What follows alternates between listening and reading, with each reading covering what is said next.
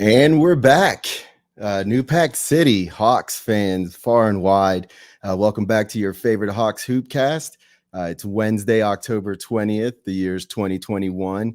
And I'm your intrepid host. I go by Lou Starsky, a.k.a. Chairman of the Boards. And we have a great show for you on the eve of Hawks basketball. The NBA enters its 75th anniversary season, and the Atlanta Hawks are primed to have a good season and make some noise in it.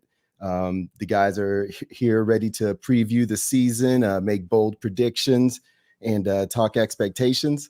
But first, hit that thumbs up, like, share, subscribe to ensure you get to hang with us all season long. We got the new merch. Got custom Hawks gear. Head over to the sponsors, Arc Alien Designs, Originative Brands, shop.flickwick.com. We'll have a donation link here before the season's over to ensure that we can provide you some great coverage. Now, with all that out of the way, let's talk some Hawks. Tomorrow, the Hawks play their season opener, the home opener against the Dallas Mavericks on national TV. The NBA on TNT crew gets to have the first view of our Hawks for this season. And with that, I guess we'll open up the conversation talking about that matchup on TNT. So I'll bring in Mike.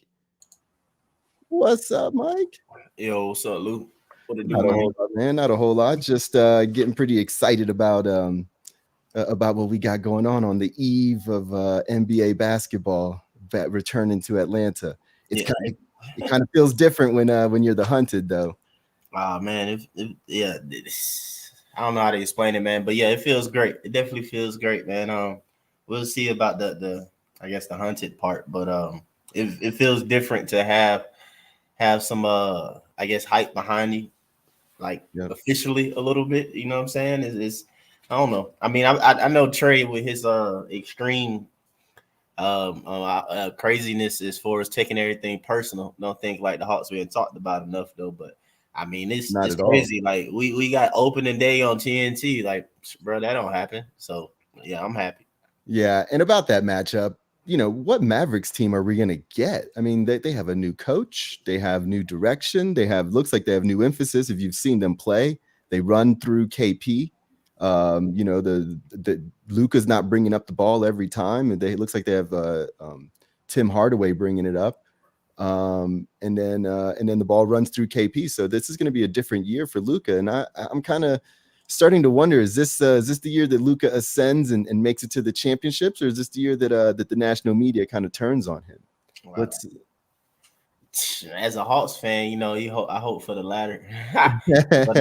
But now, quick shout out. What's up, Marcus? I believe from the New Pack group that made it into the show though. But yeah, man, I like I said, I kind of just will hope that it would be the latter or somewhere in between. Yeah, because I definitely don't want to make it a championship before we do. Like, definitely don't want that to happen. I'm happy what happened has happened so far, because that finally had to happen to make people at least start thinking like, oh, okay, both teams won. You know what I'm saying? Like, so if we lose this game.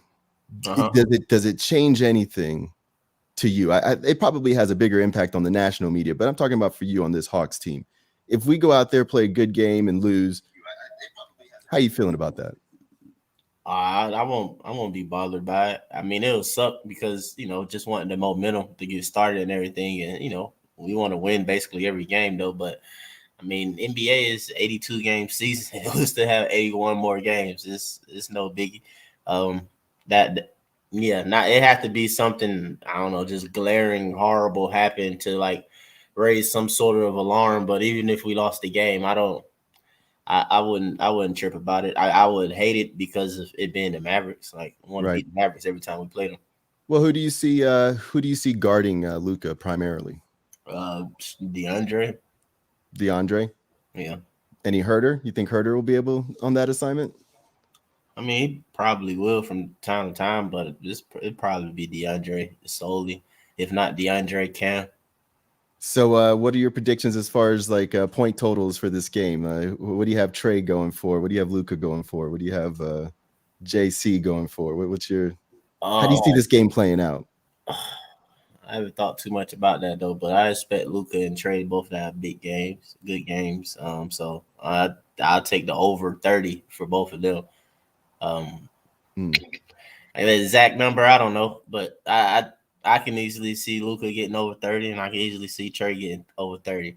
Now we will hope, and what I would like to see is DeAndre Hunter guarding him and seeing them probably making stuff tough or slowing Luka down. And if he keep him under 30, then that would be great. Yeah, I kind of see a 22 point, maybe 13 assist, 5 rebound game from Trey. I can see him getting a lot more assists this game. Just from what I saw the last game, I mean, it was I mean, those but first 2 even the quarters were last exciting. game, he could have had over 30. I mean, Yeah, what he had 27 and 15. yeah. Yeah, No, it bro. was I pretty mean, and crazy. watching that, he could have easily had 30 plus, like easily. So yeah, bro. I And mean, and this is our roster. So this is our roster here. We got I this just is don't think the assist. I don't think with Trey high assist means that he won't be scoring as much. Like, yeah, you won't be able to lead college in scoring and assists, if you weren't able. And I see him potentially having that ability in the NBA. I mean, the NBA is like you got to basically score like 32, 35 or something to get that scoring championship guaranteed or whatever. But man, it's possible. Most possessions we can get. well, this is our roster here. Who are your starters? Who would you like to see on that starting lineup? Oh, starters: Trey, Bogey, Dre, JC, and Clint. Who are your closers?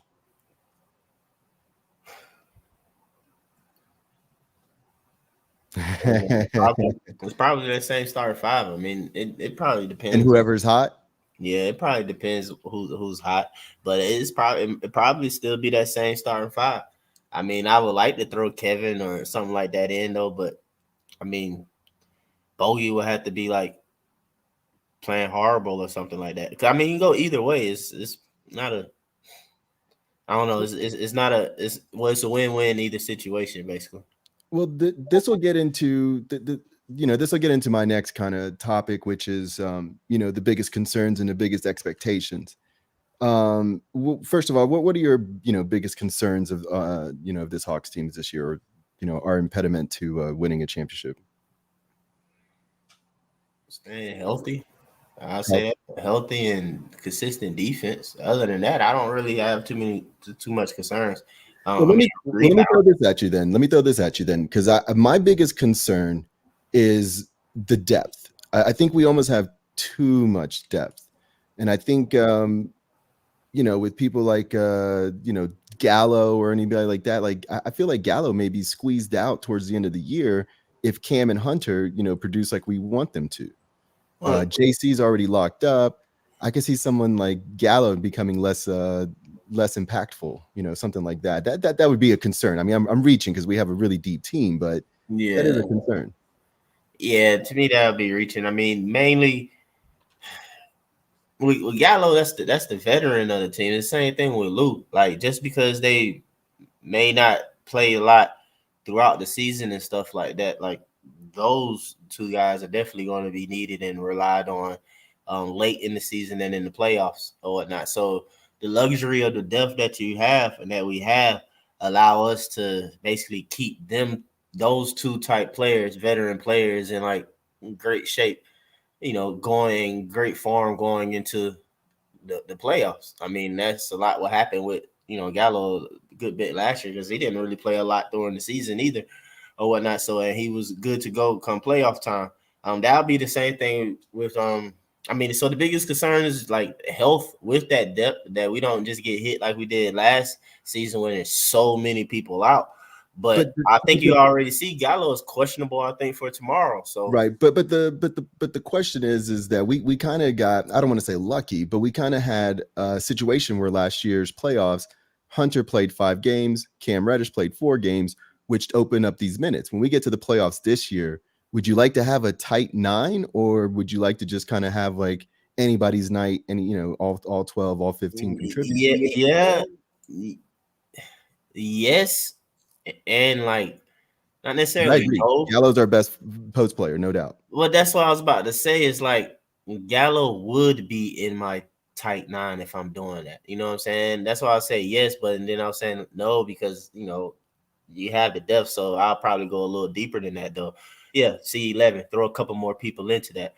Appreciate that, Marcus. But yeah, thinking the same thing I'm thinking. But in that 9 or 11, especially that 9 going into playoffs, like real game time and stuff like that, like I'm putting Gallo is in that 9. I'm probably finding Lou into that 9 as well because uh, I mean, outside of Chauncey said it best basically. Outside of Trey, those two are like guaranteed buckets. With Gallo, something's going to happen with when Gallo get the ball. Whether it's going to be assist to a bucket, he gonna get fouled, or he gonna score. One of those three is gonna happen. It might be a turnover in there every so often, but out of 10 times Gallo get the ball, 7 out of those times I'll say it's like 7 to 8 times out of that 10 is 10 possessions to Gallo is going to be one of those three things happen that I said, or whatever, either scoring, assisting to a bucket, or he getting fouled and basically going to the line or getting the other team into a penalty or whatnot though. So you have to play Gallo. Gallo is so with our depth, like I said though, it allows you to not have to really ride him and depend on him a whole lot. So like in Atlanta, this is a great situation for him. Yeah, no, I agree. Well, one of my other concerns is that DeLone Wright doesn't mesh with the play on the on the court, because even in the playoffs I still see him as kind of lost a little bit. So I hope he gets it together a little bit more, but I have a concern that he doesn't mesh as well as we think he does immediately.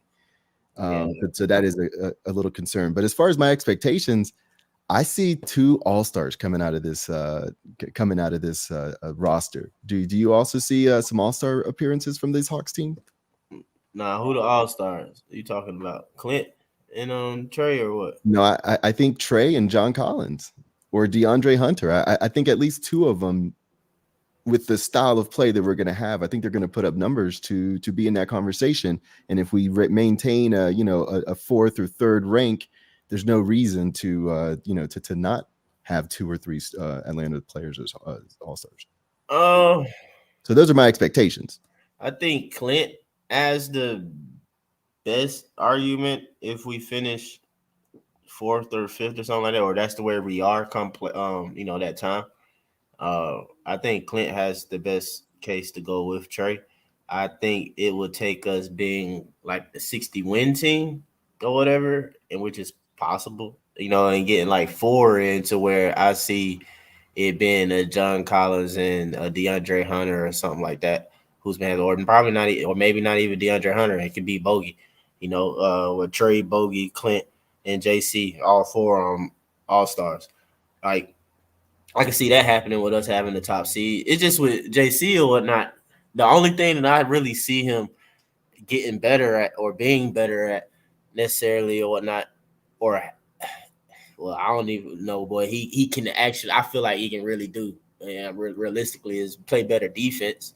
Now, if he elevates himself into like some all defender type of conversation, but I don't feel like that will get too much the recognition in time for like this year's All-Star break, and that would be more like a full year type situation that he'll have to kind of do. But Clint was already arguably could have been defensive player of the year, what he just led the league in rebounding, right?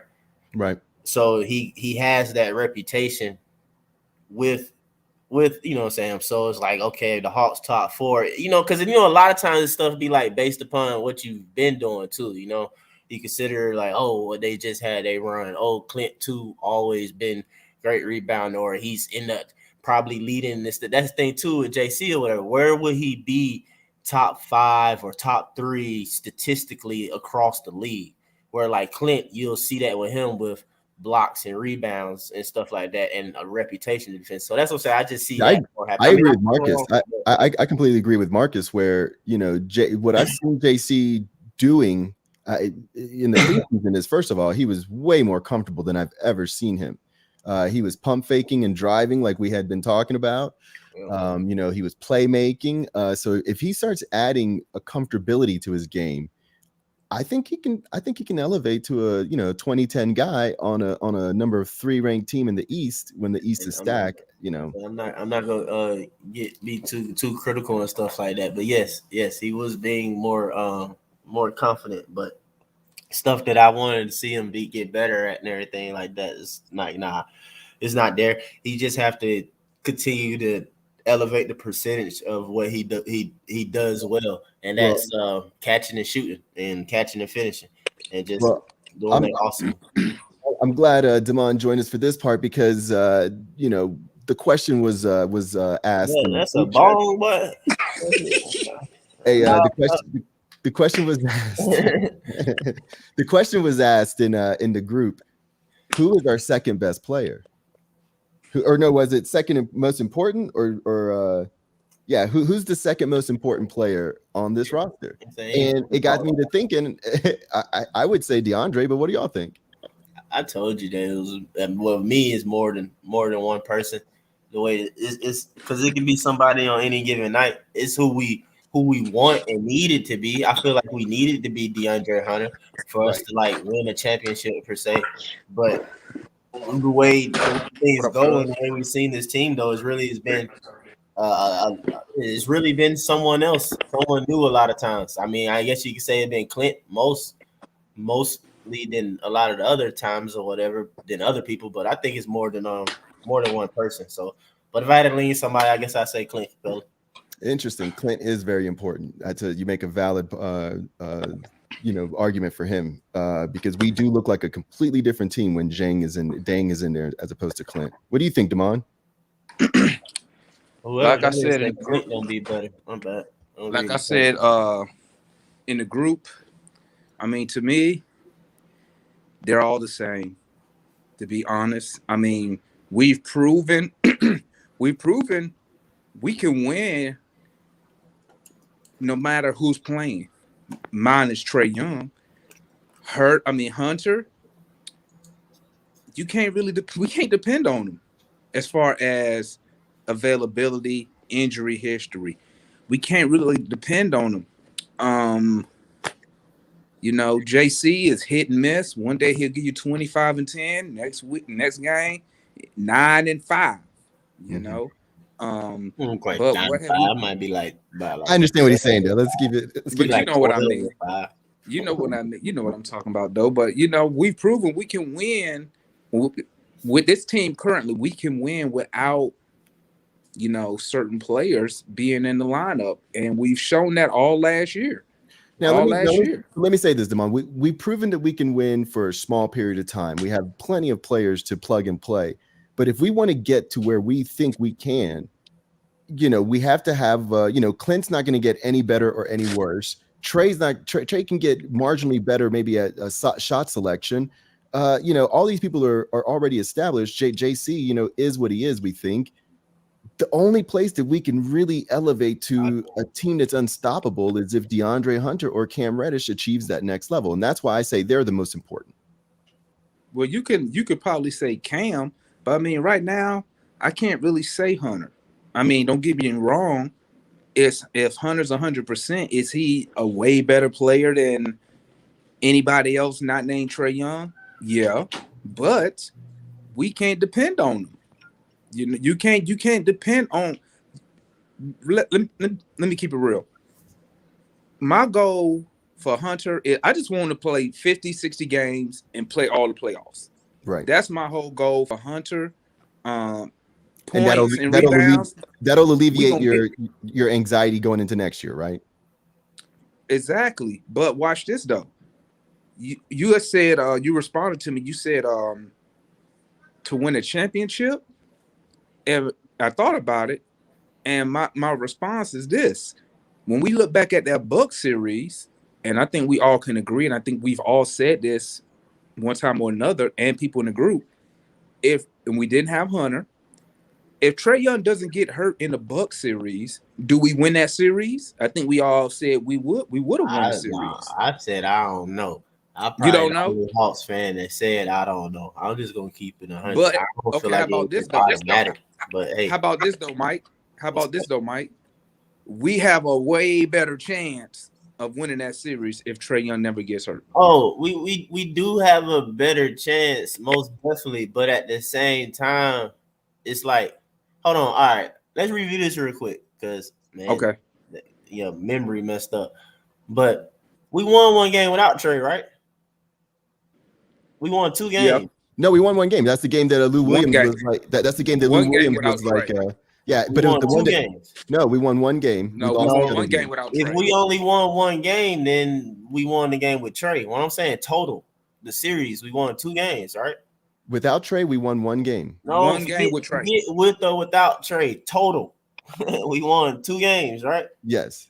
All right, Yeah, we so lost that's what I'm 4-2. saying, because I know one game we won. It was with Trae, the first game when he went stupid in Milwaukee. The Right, second right. one we won, that was without Trae or whatever. So that's what I'm saying. But Trae Young played.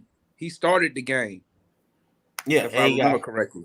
And he got we lost that game though. That he But here's when he got hurt in. But here's where my he point lost that comes game in. and he got hurt in. But here's where my point comes in. But If Cam or DeAndre were there, they could have shut down Chris Middleton because he was the real reason. I agree, but I didn't like no matter what the way the inside game was going. Right, we got dominated. We probably would have went 7, but I'm telling you, I don't think I would have liked the 7th game in Milwaukee, bro. Like we were going to be in for a heavyweight fight, and I don't think that we were going to like be ready for that, really. You know what I'm saying? I don't think so per se. But at the same time, I'm pulling for the boys and they could have proved me wrong. I just ain't like the way that was going in the series. You know what I'm saying? So that's why I don't necessarily just be like, with Trae, we would just won. So, I mean, but at the same time, that's why home court is important and everything like that too. And we got it. But I mean, like I say, I don't know. You know what I'm saying? I ain't saying that no, we would have lost. I do have some sense of belief in them. I'm just saying, a little bit of me is, like I said, I didn't like the way the paint battle and all that stuff was going. That was with our boy Clint and JC. But they started. We remember that we were talking about that from like game 2 Philly. They were missing bunnies like the whole playoffs. After the Knicks series, they act like they couldn't make nothing around the rim no more. Like I wonder if that's because that's an after effect of the defense that they now had to play that DeAndre was doing. Because in the Knicks game, it was more length though. It was more contested at the rim after the Knicks. Because that too, Mitch Robinson ain't play for the Knicks, man. So them boys, man, they were jumping all over Todd's, and Julius Randle don't play no defense. And there's a great all access. There's a great all. Hold on, real quick. There's a great all access that the Hawks did on all 3 of those series.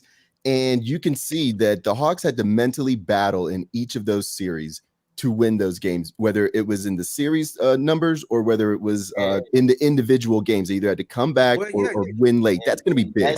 That's where we're surprisingly strong at, that we learned. Yeah, you got the game within the game. That's always playing. You know what I'm saying? But to go back to what Mike was saying, Mike's point, and to add on to what he was saying, excuse me, to add on to what he was saying, that Milwaukee series, that really exploited us on the inside, on the offense and defensive end. Because remember, when Giannis got hurt, right? Who beat us in that next game? Who beat us that next game? Brook Lopez. Yeah, it was a Lopez. Brook Lopez came with 33 and 13. But that's what I'm saying, though. It's like, don't sleep Brook, the former all-star, a former dual-all himself type person. And he's still the Nets all-time leading scorer too. If y'all didn't know that. Oh, for real? But yeah, just to add on Mike's point. So this is my question to Mike and you, Lou, since Mike had brought that up. Do you think the addition of Jang is enough to address that issue that we had? Because guess what, guy? I don't know if you saw Milwaukee last night. Yes, I did. Can I say this? Okay. On paper, I thought so. But when I see Dang play, no. You say no. I'm going to say no right now. I'm going to predict that no, he's not going to be our answer inside. And I hope we make a move to address that, because Clint is awesome, but we need somebody else. We need somebody else big to go big. It helps because it gives us depth, man. Because what we were facing with Milwaukee was like just straight up, bro. It was Clint or nothing. You know what I'm saying? JC, You can love them all you want to, man, but that's the type of game where it's all about body and boxing out. And I said it before, Clint ain't really the most boxing out type anyway. He just uses his length and he worked. And throughout majority of games, most folks don't do that, man. They get tired of working. You know what I'm saying? They're having to find a body and do it. But you play a PJ Tucker, Brooke Lopez, who already just bigger than everybody, Giannis, who are already bigger than JC, and really bigger than Clint, you know what I'm saying, too, or whatnot. And then you got a PJ Tucker, like I said, gonna do everything. Then you got a Bobby Portis who gonna do that little, so I'm telling you, he gonna hip check you no matter what. Ball in the air, boom, first. It's not no ball in the air, I'm going to a spot to jump. JC get ready to jump. JC don't hip check nobody first, or I don't say hip check, that sounds illegal, or whatever. But you don't go contact first or body first or whatever, and then put him off position. Yeah, so and that's what that was all about. So, but I'm saying, so after Clint, basically all you had was Double O, who was a kid, and he was like our best, basically defender at least, you know what I'm saying? But he's a kid or whatever, and I think I probably saw when his shoulder got messed up because coming from basically entangled up with Giannis, Giannis so super strong, superhuman, He-Man just, so that's probably how he messed himself up though. But then we had Gallo. Right. And Gallo ain't no big, so just the default of having another 6'11" big body out there, that helps. So I'm not gonna play it like it's not gonna help whatsoever because we just have more to even throw out there. And if throw out there though, he can hit an open shot. So that is a little mix to it because now you might be able to spread stuff out even more for your wing players and Trae Young to do their work because he can hit a three. What do you think about this lineup? Clint at center, Jang at power forward, Gallo at the 3, one of the Hunter or Cam at the 2, and Trae at the 1. But that's just slow as hell though. You might well put Kevin at the 1 and sit Trae. You ain't finna win no games. Big what about no not winning a game, but winning a you do that for like 2 minutes, bro. Listen, I'm not talking about starting them and playing them for 30 minutes. I'm saying that if that occurs again, if what happened in that Milwaukee series occurs again, we can throw a lineup like that in and we'll. That's what I was thinking. I mean, if you want to slow it down for a couple minutes and do something still a little, I don't know, Trae in some stupid foul trouble or something like that. Like, I don't know, I might rock with a crazy lineup for a minute like that to see what it do, but that's literally all half court, and that's what that lineup gonna know. That's what they out there for. You slowing this game all the way down. You know what I'm saying? We finna, Well, do y'all want to stay on the Hawks roster, or do y'all want to talk about the Eastern Conference real quick? Oh man. Shoot, we only got one game to matter, man. We got a game tomorrow, bro. We do have a game tomorrow, but the month thoughts on the Mavs or whatnot. Okay, yeah. So I will get to that because I do have also something to share on that. But then I'll ask y'all this: with Herter signed, does that make Cam and Hunter both under the microscope this year for the longevity of their Hawks future? Like, are they playing for one spot, or do we have room for both of them? Shoot, I'm not great at this stuff, but I think we got room for both of them after we just rock. Yeah. Why we don't have room? Why would you say we don't have room? That's what I'm saying. We just rock. Yeah, bro. We still have Jalen Johnson right behind him, guys. But hey, for a minute though, Lou. You don't start. Yeah, but you rushing stuff though. Jalen got like 4 years, bro. Okay. What? Right? Am I wrong? No. Like 4 years. I did just 5 years. I did just use the flick wick, so 4 or 5. But even so, though, bro, like he didn't start his first season yet. We know what that means. Well, so before we get into, I guess, the Eastern Conference, let's talk a little bit more about this game. And we also got another gentleman with us. So we got the game tomorrow. We talked about it up on top. Y'all weren't here, but we predict a close, solid game where all the stars are basically getting their buckets. What do y'all think? I got Hawks. We gonna beat Dallas tomorrow. I think we're gonna beat them by I'm gonna keep it real, man. I think we're gonna probably beat them by double digits. Say we finna come out on national TV and be like, we ain't miss a beat for the playoffs. Yeah, I think we're gonna beat them by double digits, man. I think Dallas is still. It's gonna take them a while to gel. They got a new coach. Who knows the real issues with and a new emphasis. I mean, if you see them play, they ran the ball kind of through KP, right? And I was going to ask you because you're kind of get some local news on this, but it seems like they're not having Luka just bring up the ball anymore. Tim Hardaway was bringing it up, getting KP involved early, and then kind of using him almost as a decoy. How long do you think that'll last? They do it because they're trying to do it almost like how LeBron does it now. LeBron, back in recently a couple years ago, he was ball dominant. He bringing the ball down court. He doing everything. Right. And I think what they're trying to do is show Luka that, hey, guy, you got other players on this team. Because if you watch the Mavs, I watch the Mavericks because I get all the games. It's Luka bring the ball down. You know what? Just imagine Houston with Harden. Luka bring the ball down, dribble. End of the clock. If he don't find a shot, he passes it to whoever with like 5 seconds left, and they got to make some shake, or he'll throw some crazy shot looking for a foul. And I think now that he got Jason Kidd, who has a little bit more, genius and point guard, and got vision. More cachet with what he said. Yeah, he got kind of more of a reputation. You know what I'm saying? So, or he don't know who he is. What's up, Chauncey? Greek ain't know who he was either. What up? Who didn't know who he was? Greek Freak. Oh, that's right. Well, Luka and Giannis, they probably gotta be told about Jason Kidd, but it ain't nothing to look up. You look up, he'll come up. You like, oh, okay, yeah, okay. Rookie of the year, NBA champion, led league in assists. I mean, shit, should have been an MVP, triple double machine as a point guard. I mean, Jason Kidd done it all, man. So I mean, do y'all think Lou Williams sees the floor tomorrow? Yeah. No. I mean, it says he's questionable. Is there a reason to rush it?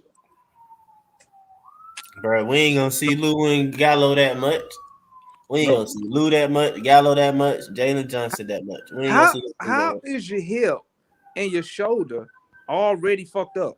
Bro, he's old, He's old, man. You ain't done nothing. My shit's still. Bro, I'm saying though, dog, right now. You know how it is. I had to learn it once I got over 30, man. He probably played in the one preseason game, got banged around a few times. Like, damn, dog.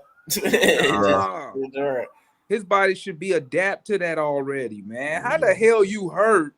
Lou always been slimmer though. He does look a little bigger. Man. Jesus Christ, man. Well then, all right, guys. Let's talk about the East in total.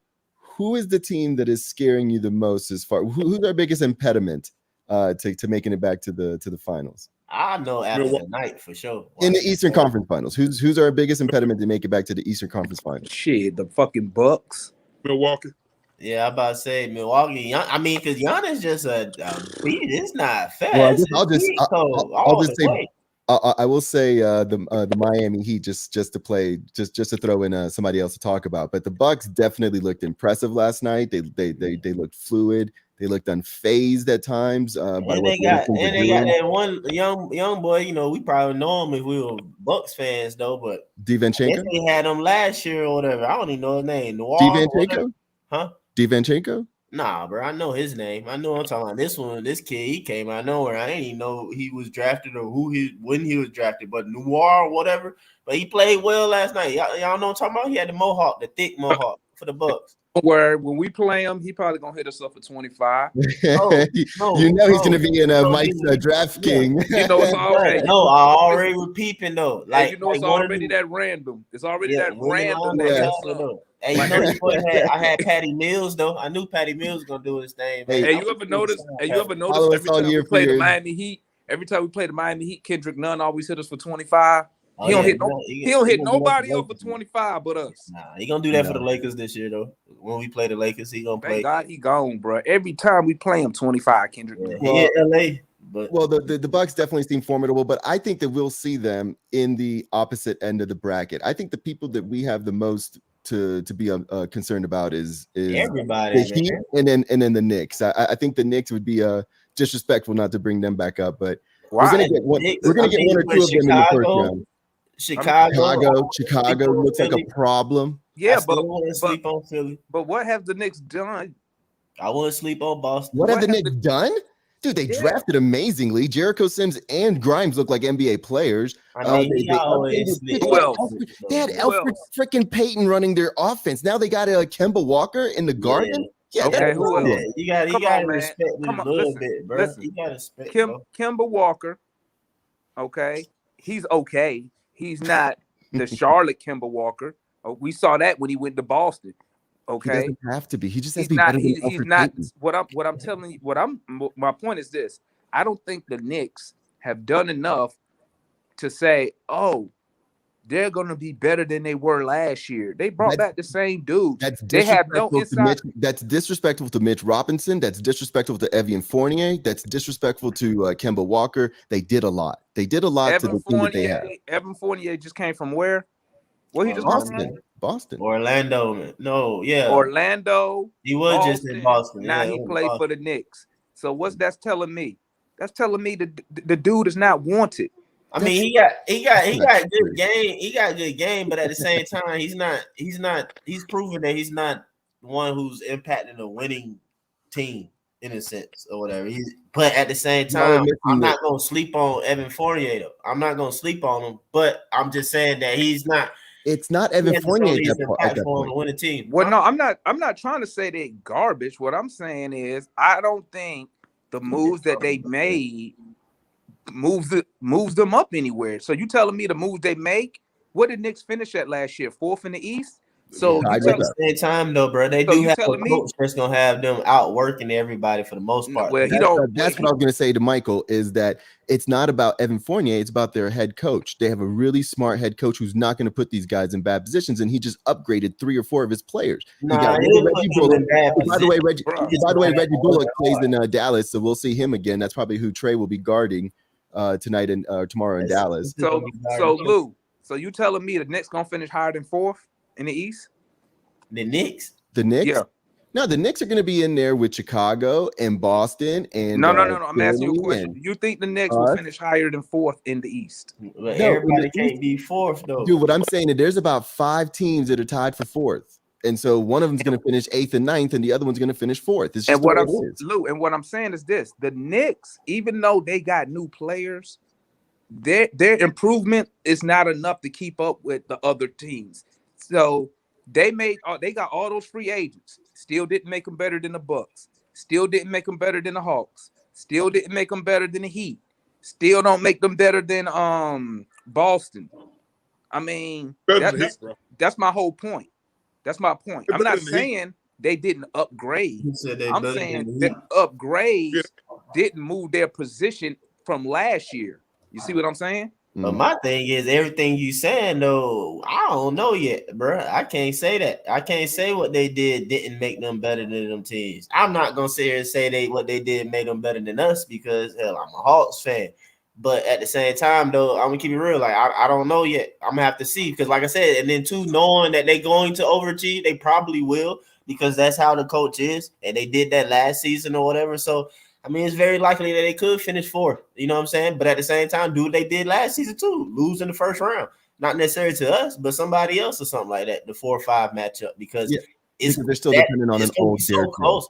I mean, the seeds in the East period from top to bottom is all gonna be close. Like I think it's gonna be a West-like year. You know what I'm saying? Where out like 3 through 8 or whatever it is, probably like 2-3 games. That's difference.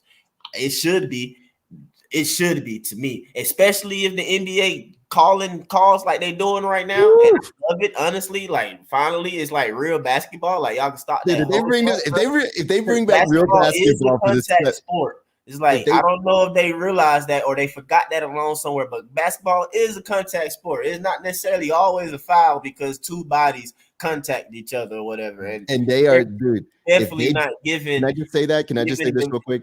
Yeah. If the NBA for the 75th anniversary season brings back where offensive players can make contact with the defensive players and a foul's not automatically called and things have to happen after that, that's going to make the league as interesting as it was in the 80s and 90s, I think. I mean, I think so already. Just watching or whatever, some stuff. Because like I say, like watching the Bucks game, stuff like that, you can see, you can feel like Harden having to adjust throughout the game still. It's like, damn, bro. Like, y'all, like, it's a few times. Steph Curry, like, I believe it affected his necessarily overall performance or whatever because he got to, like, I just hope it don't hurt Trey too long or whatever. We saw that. We saw the one play. We Yeah, saw the and I one told play. you that's what I'm calling too. That's the type of foul that I think that he'll have trouble with adjusting with not being called, not to come around the screen, stop on a dime one, but the one when Trey be driving and Trey lowers his shoulder and he try and get the contact. And I think the last preseason game against Miami, he did that jump and they ain't called crap. But he made the shot. He do a good job usually getting an and one off of that though. But but I love that it's now I love that it's now a subjective call for the ref. But at the same time, are they going to be dicks about it? And when because that was an obvious defensive, the defensive guy definitely hip checked him on that one. No, that's not no foul, bro. I wouldn't call that. I wouldn't call it a foul, even if he hip checked me as a defender. What I would love for the ref to do, or to me, I call you a hoe, basically, bro. On street ball, playing basketball, because if you come to me, lower your shoulder. And basically, all I do is equal that force. Basically, I got to brace myself too. So I'm gonna, in a sense, lower something too, or whatever, to kind of still be there and have my ground. And then what offensive players love to do is come in, giving their main impact, initiate stuff, and then want to call foul. I'm like, but you came in that way. All I did was react to how you just came in. So a lot of times Trey does that. He gets in on you and do it. And what it is, like, you get in and you give me a chicken wing, what the hell? Give it right back to you. Yeah, but the thing is, like, we don't have to run that play a lot, and I think that he's worked on he's talked about this mid range and this floater game, extending it out a little bit. So I think he realizes that, and he really worked on that. So we'll see. Yeah. Let me ask y'all. Yeah, without Simmons, is Philly better than the Knicks? Yes. Ooh, that's a good one. Yes, because Embiid is just so fucking good. Embiid is an MVP. He neutralizes Mitch Robinson. Not even just neutralizing him, but Embiid is an MVP type player. Mitch Robinson ain't holding. Hey, man, he finna go for goddamn 40 on them boys. But the Knicks don't have no MVP player though. Like, yeah, they do. I don't think Julius Robinson MVP. No, he's MVP for the Knicks. I'm talking about MVP for the league. Embiid so he the team MVP. But then on top of that, he's an all NBA defender. And then you got Tobias Harris, who's like a borderline all-star or whatever right there with you. So, I mean, without Kyrie, is Brooklyn better than the Knicks? Without Kyrie, is Brooklyn better? Hell yeah. Yeah. KD is a dog, dude. Just because of that same thing. You got two MVP quality players over there. Yeah, Harden's gonna figure it out. Now go back and ask that question again about the Knicks possibly finishing fourth. I mean, I agree they could, but that's three teams right there. That's above. I don't think they're going to be are. I don't think they are. I think if we're not third, we're going to be fourth. I think it's going to be a log jam somewhere between 2 and 6. Yeah, because Charlotte's in there too. I mean, they play like trash, but still, they just think that they're vets already, but they're not. Charlotte ain't winning shit this year, man. Listen, it's going to be a log jam. I think we can go ahead and give it up. Milwaukee, the best team in basketball. But remember though, too, Chauncey, didn't Philly have the best record in the East last season? Yes. Yeah, with Ben Simmons. Well, I know though. So without Ben Simmons, I would say that's third now. You swap, Bucks go one, they come third. Nets fit in there somewhere. Maybe we're giving the Nets too much credit though. I just feel like that log jam starts at 4. That's all, 4 and down. That's where it's all gonna be. Yeah, 4 and 10. I'm gonna start somewhere between 2 and 3. Because it's gonna be, it's a lot more parity in the East. The East is you're about to see a swing.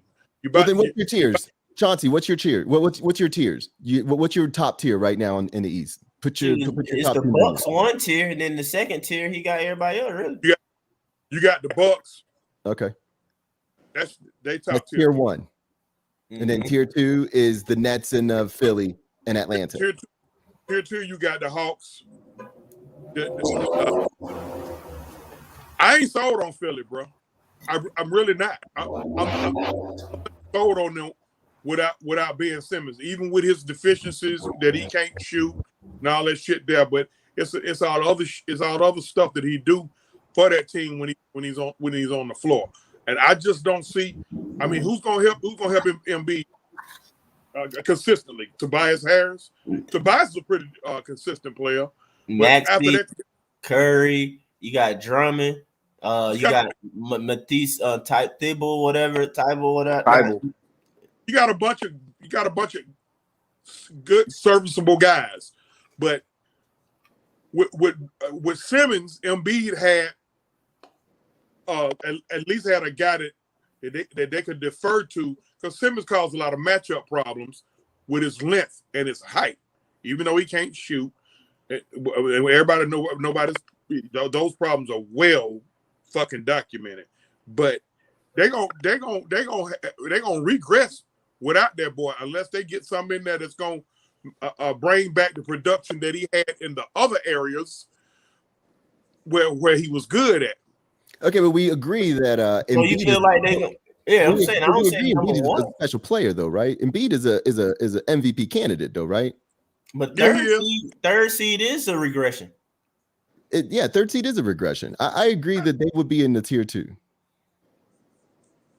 And then too, you got to think about Doc Rivers. Don't think playoffs, but think his season teams and like seeding into the playoffs.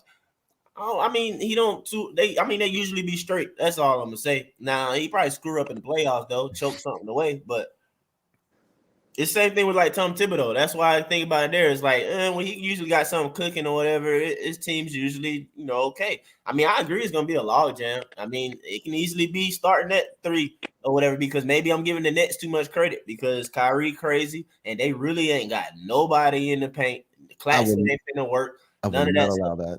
What's Kyrie that? I will not allow that. Kyrie is not crazy. Well, go ahead. I don't want to call him crazy, man. I understand what you're saying. My bad. I don't mean that he crazy or whatever. We ain't finna go down that road or whatever. I mean he just crazy. Now, not necessarily because he's independent. We'll say that and we keep it moving. Crazy, all right. I agree with a lot of stuff that Kanye said. He's independent. He's independent. We'll keep it moving. Yeah, keep it moving. But yeah. So maybe I'm giving the Nets too much little hype and too much love.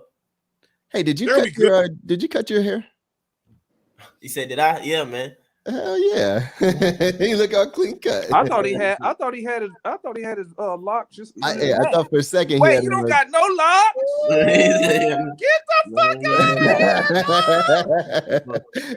of here! Holy shit! Get the fuck out of here! Hey, what do y'all think of JC's new dude? Hold up, fucking JC. Hold up, man. Hold up. I tried. Yo, I'm sitting here like, I was like, oh, Mike must got his locks just under the hat. It's up under the hat. Nah, the hat ain't that big, man. Nah, I saw that earlier because I know. I was like, nah, he don't have them tucked, but I'm gonna wait. That haircut just made your ass look like 10 years younger, dude. Right? Oh, yeah, I already know, man. That shit make you look like. Say it look like, I know. I went back to college. Yeah. Hey, you know what? That remind me when Chauncey stopped dyeing his hair, man. Y'all know Chauncey used to dye his hair. Oh, what you gotta do? Oh my goodness. Oh man. When I met Chauncey, when me and Chauncey back and forth, his goatee and his hair used to be black. And then one day the motherfucker had all that gray. I was like, what the fuck, Chauncey? I said, when that happened? Well, Chauncey, we love it. We absolutely love it. And y'all crazy, man. Damn. Well, let me ask y'all this. I got 2 more for y'all. I want y'all to predict a bold NBA storyline. We'll start with Chauncey. Predict this bold NBA storyline. Hey, when you say predict, you mean we just make one up? Make one up. Predict it. Okay. I mean, try to use common sense in what's going on. Though. Okay, I got it. The Lakers gonna be a 6 or 7 seed. What happens? What happens in that locker room? Look, man, look at the makeup of that roster. You got a bunch of so-called alpha males, a bunch of sensitive motherfuckers, two or three ball hogs. That shit gonna blow up. Vogel gonna get fired. Watch. Wow. But they still make it to the 6th seed. Hey, St. LeBron gotta blame somebody. Bro, did y'all see Westbrook last night? Bro, Westbrook.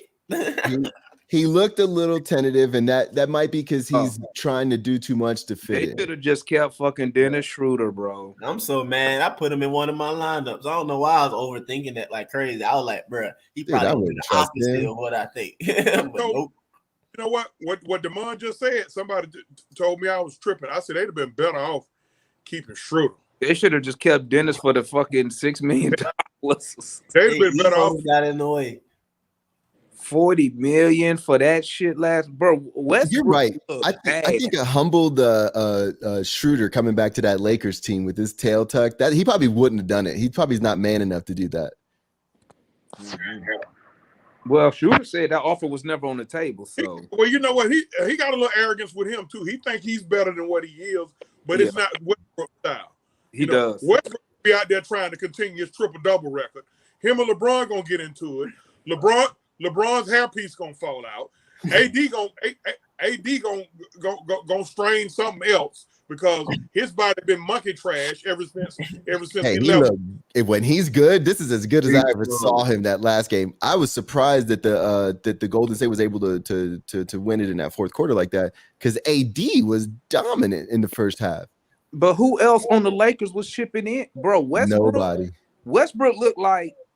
Carmelo looks like he's going to be a good fit. Game last night. Carmelo Westbrook looks like he's going to be a good fit. He had no defined role to me. He looked like he would just get the ball and just go down. It seemed like every time he got the ball, he just went down there and shot that shit. I'm about to say that's his role, bro. His role is getting bucket. Like, I mean, I understand he'll score, but it's just like it's not it to me. And I'm not gonna sit here and say I'm some type of basketball savant.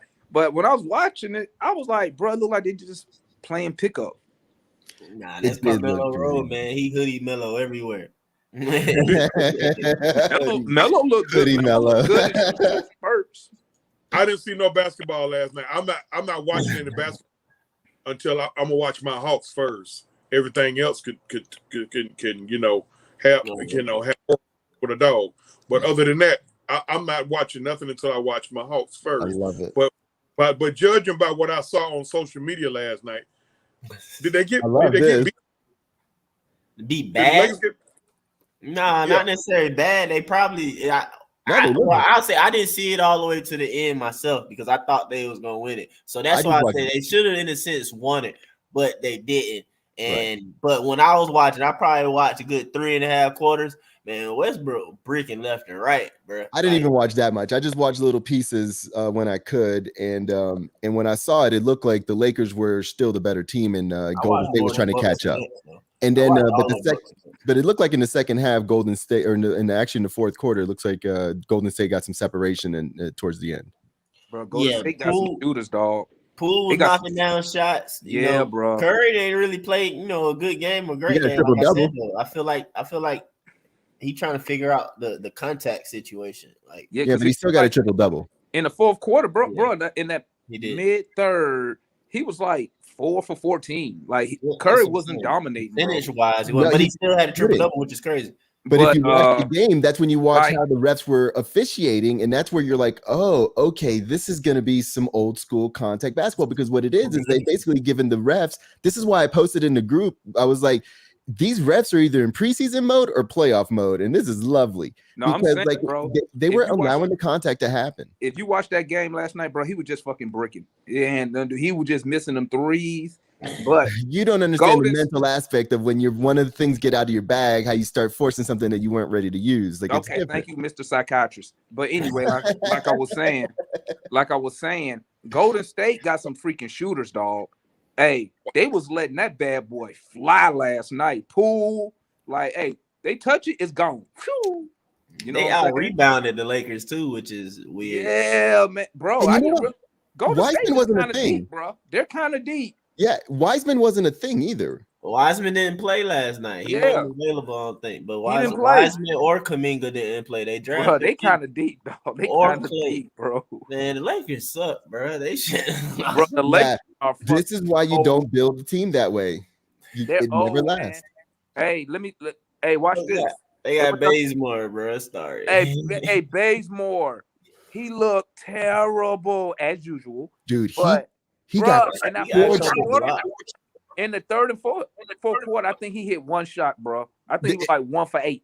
That's not where I noticed him. I noticed him getting torched by Stephen Curry. Anytime he just did one shake, and it would just be Steph would be in the fucking layup trying to get a foul, and Kent Bazemore would be like, "What the fuck just happened?" Hey, I got a question for you, Lou. I got a question for you.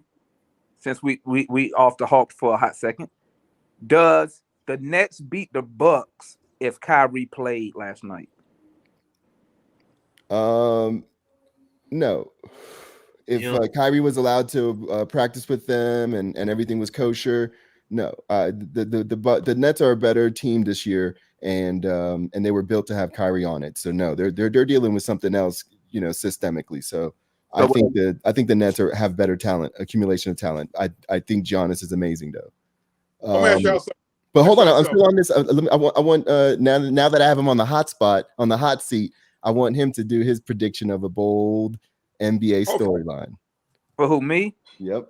Yeah. Okay, here's my bold prediction. The Nets get so desperate after the season starts that they allow Kyrie to play all road games.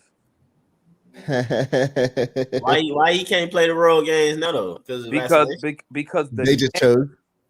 the Nets, not the NBA, the Nets suspended Kyrie Irving. He could play the road games. Yep. Hey, listen to my theory, Mike. Tell me what you think. Bold prediction. I don't think that's a bold prediction because I think we all know that's going to happen anyway. Bro, this was hey, listen, hey, Chauncey, tell me what you think. Y'all tell me what y'all think. This is what I said. If I was the owner of the Nets, right, I would play Kyrie on all road games, right? But then what I would do, I would low manage KD and Harden. So like every road game is gonna be Kyrie with either Harden or KD. I would just flip-flop them the whole time. And then on home games, it's Harden and KD.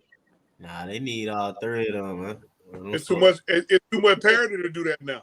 Fuck around and come back. Gonna be losing. Well, what I'm saying is, but I understand what y'all saying is parity. But what I'm saying is, peekaboo. Can we agree? Can we I'm gonna call him. Hey, can we agree that the Nets are a better team with Kyrie? Can we agree on that? Absolutely. Okay, so what I'm saying is this. I think they made the game last night, though. You take advantage. I don't know who wins that game, of using Kyrie on the road.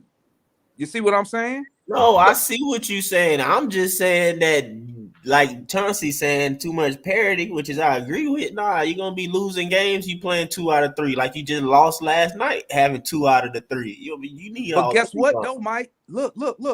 You don't have to low manage on the road. I just said you could low manage, but on the road you can run all 3. So you're not down. That they need to. You should. But that's what I'm saying. And it's stupid that they suspended him for no reason. Yeah. So what I'm saying is, if you the Nets and you playing, obviously you playing a contender, you play all 3. You play all 3 on the road, right? But obviously your home games, you don't have. Who a bum though? You ain't getting too many of them. Orlando, it ain't many, bro. Like I feel like they'll lose pass with just 2 of them. Chicago, whatever, they'll lose, bro. They ain't doing that now. But yeah, no, that's what I'm saying. Chicago's good. Like there's not that many bums. But it don't matter. You could play all 3 on the road. Yeah. I don't understand why the Nets are not playing all 3 on the road. So you're saying that they get desperate and that changes. To me that because bro, Kyrie, dude, that's going to get that vaccine, bro. That is bold. And I'm gonna tell you why. Because the media and the Nets have already they already picked their side. So once they suspended Kyrie, if I'm Kyrie, I'm like, well, I'm definitely ain't doing shit now. Fuck y'all. Mm-hmm. And that's why if I'm the Nets, I wouldn't have suspended him. I would have said no comment on Kyrie Irving's status. We'll let y'all know when we get to it. But I wouldn't have suspended him because now, if he was feeling some type of way, he definitely gonna feel some type of way now. Like, no, fuck y'all. Yeah, they were definitely trying to apply pressure. They were definitely trying to apply pressure to get him to do something that he didn't want to do. It was a perfect situation if they would have just, practiced in New York or New Jersey. Get this out of the way, Damon. I have a confession to make, brother. That I've been right every time we've discussed things. No, that's not a confession. You sack of shit. That's a fact. That's what I know. No. Far from that. I went and got the vaccine, bro. Ain't nothing wrong with that. I know a lot of people with the vaccine. Yeah, bro. Hey, the only thing that I would say is make sure they aspirate it before they do it, because a lot of the problems that are coming is that they're accidentally getting it inside of a vein, and you just want them to do it inside the muscle. So just have the doctor pull back on the needle before they go in, so they make sure there's no blood. Well, yeah, all I'm saying, ain't nothing wrong with getting a vaccine. If you feel like you need it, you need it. My point the point I've always made was if you don't want to get it, it should be nobody's business. Exactly. That's it's my never whole been point. anybody's business. They started on the vaccination cards and all this. Yeah, it's like, you gotta have a scarlet letter now. But hey man, it's just like when you were single, man, and you meet a young honey. Ain't nobody say, "Hey girl, let me see your STD card." Yeah, where's your nobody check? do that, and I heard statistics about that. You know, we in Atlanta, but these folks don't discuss that at all before they do that. Let me see your recent STD shots and records. Nobody asked for that. Nobody shit. see that. It's crazy world, but we did that last week. Oh, Let's keep it off that. But I do want to say this because we have our own business with that whole vaccine. If you want to look into Brandon Goodwin's situation, you do that on your own. But we have our own little situation with that. But Mike, what is your bold prediction for the NBA storyline this year? Shoot, I don't need, man. My bad. I was too busy discussing theirs, man. I ain't even think of one. I don't even know, man. Let's see if Eddie's got one on the fly. I like Chauncey's prediction. Yo. What's up, man? Hey, you should have said what's happening? Do you have a bold NBA storyline for us? When it comes to what, the Hawk? Nah, just anything you want. Or we'll do it when it comes to what?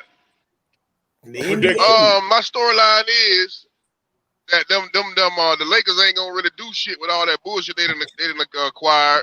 It's gonna be the same teams. I think the same teams that was in the playoff last year gonna be the ones that's gonna be in there this year. Well, that's they came out to the end. That's a lovely the prediction. Hawks and Milwaukee in the East and Philly. And Phoenix. What's up? That's a great prediction. But Chauncey's already got that one, so you got to come up with another one. Oh shit! Okay. Let me find something else. Okay, my next prediction is that COVID ain't gonna have no effect on the league like it did last year. You ain't gonna have no games that's gonna be canceled. Really all that shit is really a bunch of to do for nothing. You know what I'm saying? Because majority of the league is vaccinated. So if the majority of the league is vaccinated, the ones that's not vaccinated shouldn't even have a big impact on the ones that are. So you know what I'm saying? I'm thinking that they're gonna start changing the rules back around. That's gonna help favor the people that didn't want to get the vaccine because they're gonna realize that they was really taking that shit out of proportion from the beginning. Yeah, and you know what? Unvaccinated, we can watch that shit on TV, man. This is just as fun. Anyways, all right. So Mike, you got one? Oh yeah, man, I got one. Trae Young MVP, man. He gonna lead the league. He kind of took mine, but that's okay. That's okay. I like it though. So what is his numbers? What are his numbers? He gonna lead the league in scoring and assists. He gonna have about 13 assists a game. So the jump in assists is what's going to get him the MVP, you think, or are we a number 2 seed? Are you saying we're number 2 seed? Be that top seed. Got to be a top seed. We gonna be number 1. We gonna be number 1 too. That's part of the bold prediction that the Hawks just go stupid. Like they didn't think that. Mike jumped all the way out the window with that motherfucker, didn't he? I mean, as he said, bold, crazy prediction. Yeah, he did.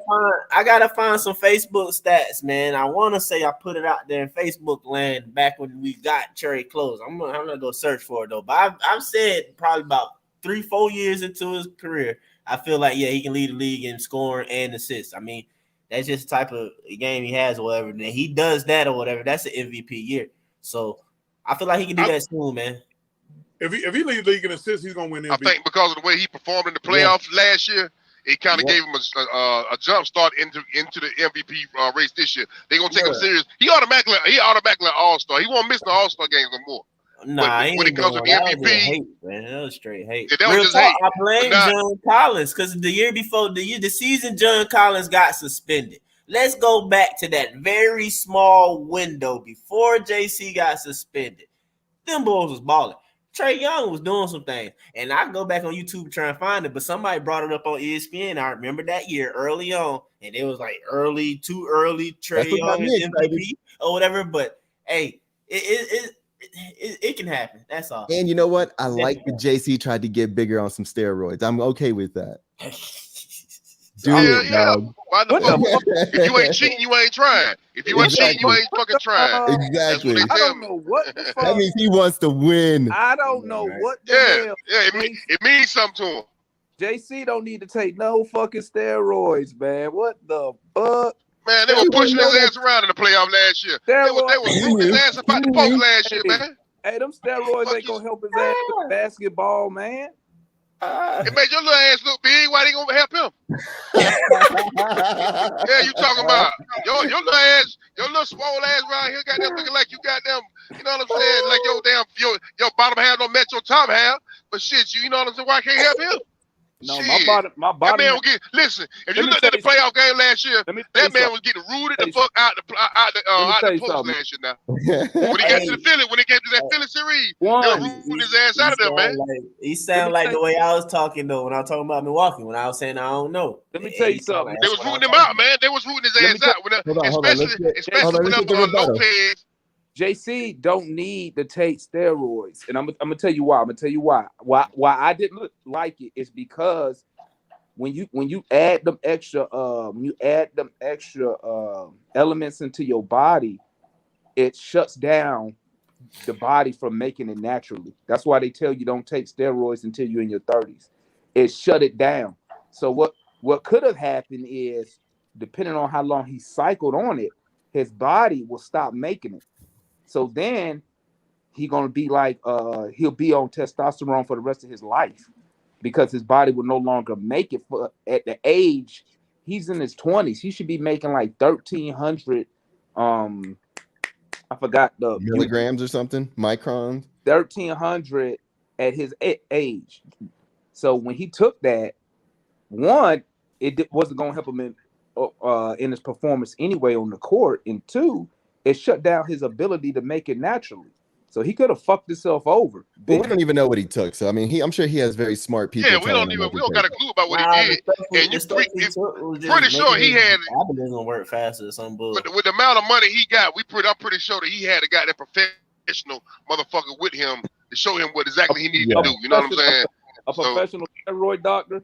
No, but you know what he's saying. Yeah, I mean, yes. You got people that's out there doing that. That's what they do.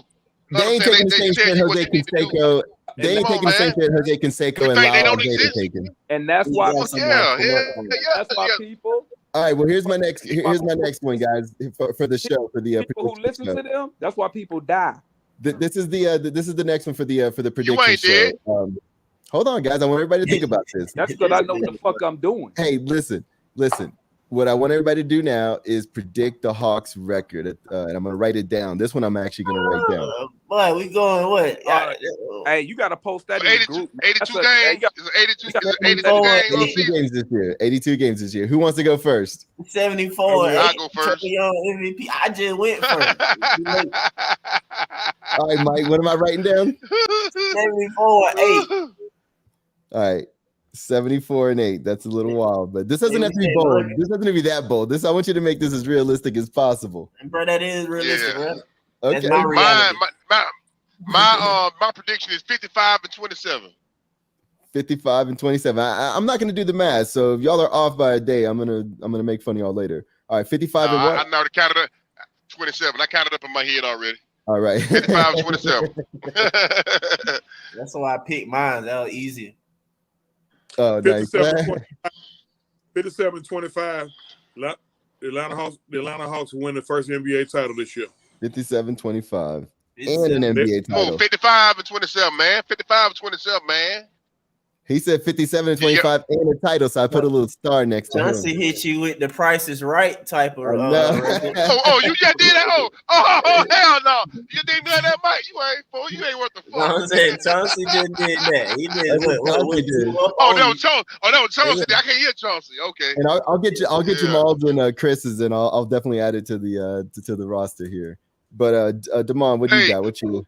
I can't give you mine yet, man. I got to go through my prediction calculator. Oh, Lord, this nigga so extra, man. Yeah, your goddamn, you so happy to get your goddamn. We had the White House. I ain't cussed your ass out in about 4 months. Chauncey. Now you want to be quiet. Get your goddamn prediction. Hey, Chauncey, I'm really finna get you mad. Remember 3 years ago when we did prediction, and I was that's what I'm talking about. Money. I was dead on the money. Remember that? Man, Millsap was out. You didn't base that on Millsap being out. Was I on the money? Man, Did I call it? He looked up at Millsap. At the beginning of the season, did I call it? Yes or no? Chauncey, hello, Chauncey. Hey, Chauncey, scoring unfroze. He doing a little freeze screen. Yes, you were correct, sir. Thank you. That's why I got to go through my prediction calculator, man. Then I'm gonna let y'all. I'll let y'all know. What you mean prediction calculator? But that's cheating though. Ain't nobody got no calculator. It's my calculator. It's the way I come up with my. Come on, you know how the man get down. You know he got to have him a little help. You know, All right, well, you gotta have him a What little you help. mean? You mean a regular calculator? You having trouble with 82? You got to equal up to 82. Man. I need my prediction. So give me this. Give me this. Let me run some 2K simulation real quick. Well, hold on, but give me this real quick. What do you think our range of losses is going to be? Do you think we'll be in the 30s? Do you think we'll be in the 40s? Do you think we'll be in the 20s in our losses? We're gonna be a top 3 seed, easy. Okay, we're gonna be top 3 easy. So what gotta get us top 3? 57, 55 get us top 3? Let me check. 55 got Philly last year. 57 should get us top 3 because, like I said, it's gonna be a lot of parity. You got at least a lot, about 10, 15 of them losses for injuries. We're gonna have some goddamn games with motherfuckers just injured and they ain't hardly got people to play. What you talking about injuries, bro? We got Coop and JJ. I think we they gonna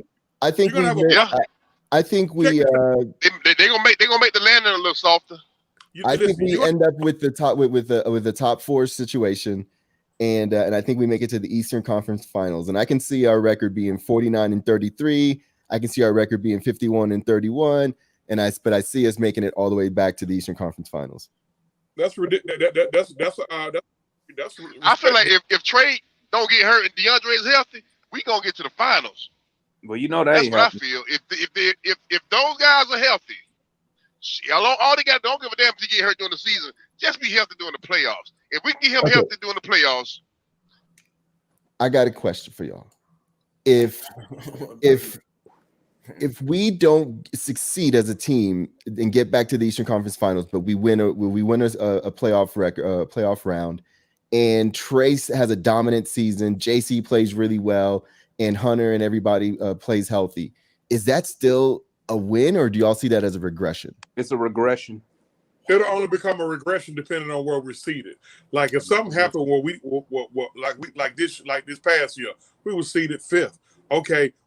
The reality of it, when you seed at 5th, that means you're gonna line up with the 1 seed in the second round. If you lose to the 1 seed and you seed at 5th, it's not a regression. Philly tricked it off last year. Philly really had us, and they tricked it off. But if we like a 2 seed and we lose to a 3 seed in the Eastern Conference semis, that'll be a regression. Okay. It's just about where you seed it. You got to think about it. In the NBA, you got 82-game season. Everybody's going to win 20. Right now, you can pencil everybody in for 20 wins and 20 losses. What goes on in them other 42 games is how you do them other 42 games as to how your season going to shake out. And so I think in them other 42 games, the Hawks going to probably win 3 out of 4. Okay. I like that breakdown. That was beautiful. So Damon, you got a number? No. Everybody else got their numbers, man. No, that's because I take my predictions serious. Analytics MF. He got that same crap Brian Snicker suffering through right now, the analytics BS. No, I wouldn't suffer through it because Luke would never play for me. Well, let me ask y'all a couple things then. How about this? The Brad Stevens thing in Boston, is that going to work out?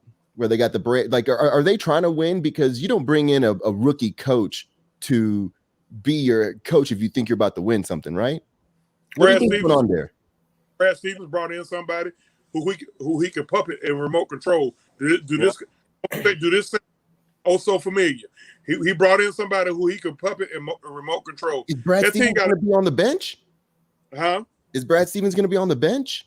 He might as well.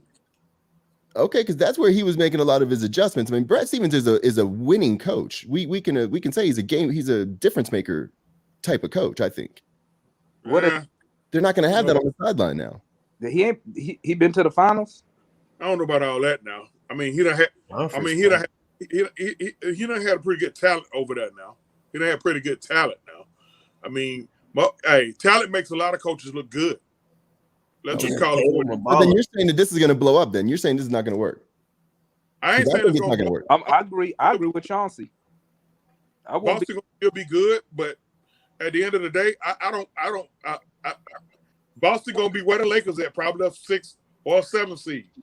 Well, this is not last year's Eastern Conference situation. I mean, you got Chicago is better now. I think they're better than Boston. Charlotte is just as good as Boston, if not better. You can't sleep on Toronto.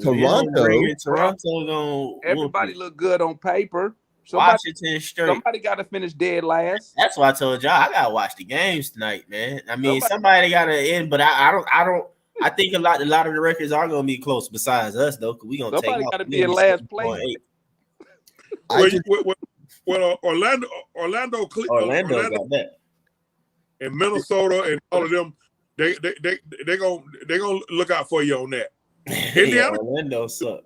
Well, this is now my bold prediction. Is what y'all were just talking about. We have Trey, and Trey wins us 3 out of 4 of those games, and we end up with 57 wins and a 2nd seed. I think the Hawks have that potential this year. That'll be my bold prediction.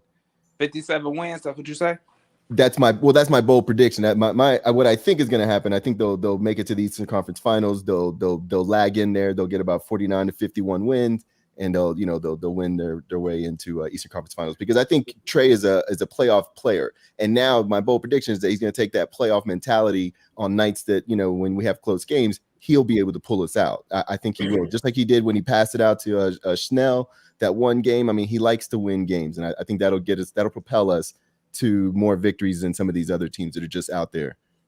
What I don't want, Lou, y'all, is for us to be in that 4-5 seed again.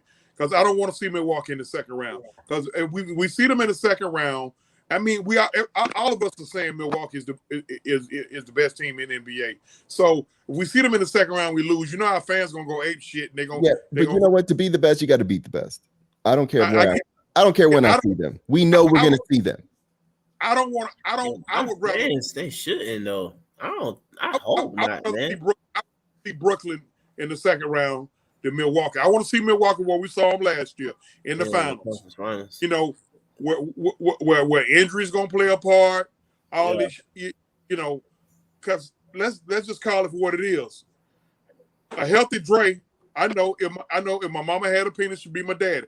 But listen, not today. If we got a healthy Dre, we got and that goof ass referee ain't in Trey's way, it's a good chance we're NBA champions now. Because Phoenix don't beat us in the finals. Am I wrong? But the Bucks though, that was in the way. Trey was not about to start getting 15 boards a game. He wasn't about to start doing all that, bro. Like, I don't know. What are you saying, Michael? Like that. I feel like I would have loved us against Phoenix. Yes, I agree. I would have liked us against Phoenix. But at the same time, I don't know, bro. I just, we were getting beat. Last year we had a mojo working. Assholes get tight in Game 7, and we proved last year in 2 of the most hostile environments. That's why when you said something about Mike, when you said earlier, I was just listening in. Then when you said something about I wouldn't have wanted to go to Milwaukee in Game 7. Hell, we went to Philly and New York. You right. I wasn't necessarily talking about the fans though. I was just talking about the players and the veterans that they have. Where I know, in a final game like that or whatever, bro, we throwing bows like all game. And I don't like what? I don't know we were ready for that. Like that's go back and watch that New York series. We handled a lot of bullshit contact. Yeah, man, but it was flaw though, man. I mean, Taj Gibson, that's the only person I give as far as like really doing something that would impact, but he old though, so it was like 5-minute stints. 33 years old. You know what I'm saying? Yeah. So it was done with. The majority of the physicality that goes on in the league comes from the older cats. No, it does. It's just that Taj was by himself and he couldn't sustain it. The rest of I don't know. Reggie Bullock was kind of dirty. The rest of them was mentally weak and couldn't do stuff. Huh? Go back and look at that series. Reggie Bullock was taking a lot of cheap shots. He was doing dirty stuff because he was mentally weak and he wasn't doing it within the game. Taj Gibson was doing stuff within the game that get on your nerves. That's just like Taj great boxing out, early work, doing this hip check, where it's like the ref ain't calling it. Reggie Bullock doing dumb stuff that's hurting the team in a right sense. there in front of the ref. And if y'all notice something, wherever Tibbs go, that's where Taj go. Tibbs gonna he's gonna make sure that he gonna have Taj and D Rose. That's who scared me, Derrick Rose.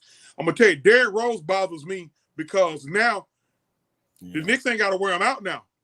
I mean, you brought in Kimball. Yeah, Kimball's still a serviceable point guard in this league, and he's an upgrade. He's a hell of an upgrade from Elfrid Payton. The Knicks is a team to be worried about. I heard what y'all saying about the Knicks earlier. The Knicks are a team to be worried about. It's DeMond. Ain't no y'all, bro. It's DeMond. One person. Man, they had a solid offseason. Fuck the Knicks, man. They're not shit. Bro. I feel you on that part. I feel you on fuck the Knicks. Hell, and look, hey, we can go to Madison Square Garden and we can fight me and you. It could be 2 on 15,000. But still, hey, I jumped from the Raptors because no Mitchell Robinson hurt them last year. Exactly. No and Mitchell Robinson. And they got Jericho Sims now. That kid's a stud waiting to happen. Hey, they got a lot of guys that I wanted on this roster. Hey, man, hey, y'all ever notice Lou always be bringing up random motherfuckers. Hey, man, they got Jesus Jones, man. So you got to watch out for him, man. And you know what? I was just about to ask. You know that kid I talked about. Be like, hey, Mike. You know that kid Al Perine. Hey, hold up. Lou be I don't keep up with the prep guys or the college guys. Who is Jericho Sims? And what is this? What is his vitals? What does he do? What does he do well? I don't know anything about the kid. That's Lou's forte, man. He is a rookie, man. He just got drafted out of Texas. And he just a rim runner, bro. Rim runner and jumper. Lou Holtz gotta see what he can do. Randoms and be like, man, this guy's talent. But guess what? Guess what, man? He played for the Oklahoma City Thunder. He just needed a chance. He just needed a chance, and he could be an MVP type player. I never say MVP. I say serviceable. Hey, did Moses make Toronto's roster? He'd be like, did my boy Moses make Toronto's roster? I don't know. We need to look up Moses, man. See if Moses on somebody's roster. I can do that. I know he did summer league with Toronto. I think. Oh, he did. Yeah. I don't know. Hell, hey Lou, the point guard Jose Alvarado had a better summer camp than Moses. I thought they were balling down with the Pelicans. He might have made that team. That would be interesting. All right, so it says here. No, he's not on the roster. What you should do, Lou? You should go in the group once a week and put like Lou's hidden gems. Dude, I like young guys. I told you that Al Perine kid is going to be good. He looks good. The guys that I called, I think you saw the kid play for Houston, Mobley. He ain't no talent, bro. Sorry. He's not a what? Evan Mobley. He ain't no generational talent, Lou. He got drafted like he was a fucking generational talent. Where you get drafted? So did Anthony Bennett. Third. I think Mobley's gonna be quite fine in this league. Years ago. And so that's all I had for you guys today. Do y'all have anything going on? Go Hawks like always. Hey, you know what, Lou? Hey, I don't know if anybody wanted to start doing this, but a lot of fan pages that I follow were mainly the soccer fan pages and YouTubers. They do watch-alongs. I don't know if you want to start experimenting doing watch-alongs. Yeah, I definitely did on this channel for sure on YouTube. Do a game thread. Are you not banned from YouTube? You banned from everywhere else. Yeah, so I just recently got my YouTube ban lifted, and as long as I stay kosher over there, I'm good. Which I'm only doing the podcast there. But the thing is that we have our own. We have our own YouTube channel that has nothing to do with me. It's NPC Raps. You go there. Hoopcast. I think you can look it up on YouTube, and it'll go to it. But yeah, we can start doing stuff on that channel, and nothing will get banned because it's just us. So, Hey, Lou, one last thing. How about them dogs? you know what? I almost banned Eddie because he keeps bringing up the dogs in the background as if they're an Atlanta team. They're not Atlanta. I'm sorry. Man, they are an Atlanta team, man. You just be one of them other folks that's like one of the few Hey, folks Georgia from Atlanta that team. want to hate on Georgia, man. Georgia Don't nobody. State. Hey, man. I'm Talk from about Atlanta Georgia too, State. man. I'm from Atlanta I too. like Hey, before we go, let's talk some Ben Simmons real quick, man. Okay, I'm down with that. About to defend this. I got a question for each one of y'all.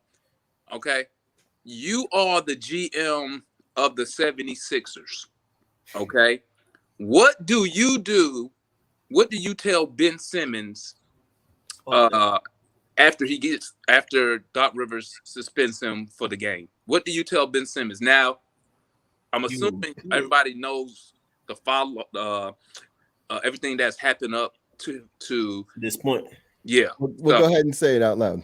So I don't need to go into that. I'll tell you what I tell them. Look here, man. I understand how you feel. The shit's still a business. I had to do my job and call you to work. You don't want to work.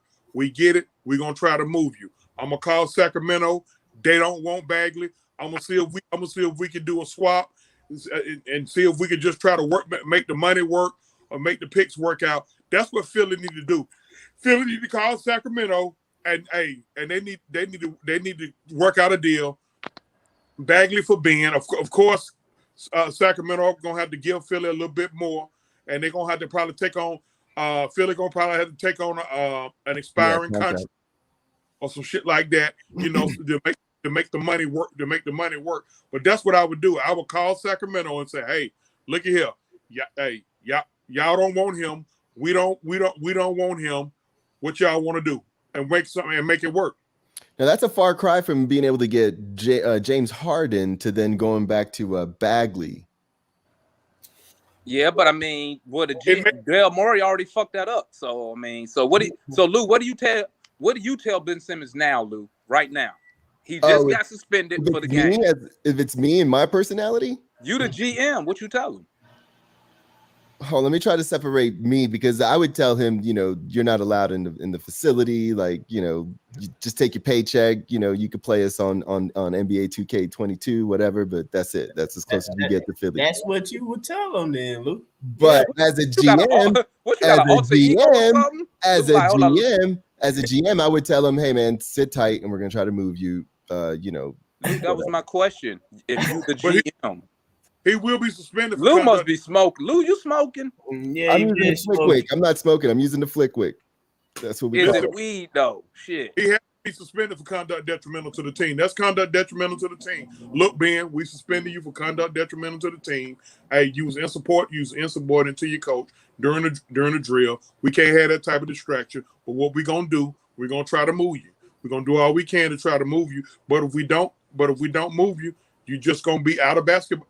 You're gonna be out of basketball. Oh yeah, by the way, we suspended you without pay because you don't refuse. Yeah, you don't just come. Take that up with the fucking take that up in court. But we're definitely suspending you without pay. What you got? Yeah. We're gonna suspend you without. I can't pay you and you ain't here, bro. I'm sorry. I get it. You don't want to be here. I get it. You pissed off about what was said. But guess what? Toughen up, young fella. We're going to suspend you without pay. Don't worry. I'm pretty sure you're good. You got endorsements. You'll be okay. We're gonna try to move you. Now get the fuck out of my house before I slap the shit out you. Exactly. Yeah, it would end with that. But what else is available?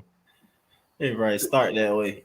Would we take him? Like, okay, let's change the question up a little bit. Any more bags? What would you give up on our roster to bring Ben here? Nothing. I give up Cam Reddish. I give up. Let me see. You can have Cam. You can have. Let's see here. You can have Hunter. Let me see who else. You can have Gallinari. Are you bullshitting right now? That should be good to make the money work. No. I'm not giving up. I'm not giving up none of that. I'm not fucking up no chemistry to bring. No, I'd give up Jalen Johnson. I'd give up Sharif. I'd give up, James. Well, here's the question, Lou. How about this? How about this question, guys? We beat them. They didn't beat us. if Ben Simmons was on this team, does he make our team better? No. No.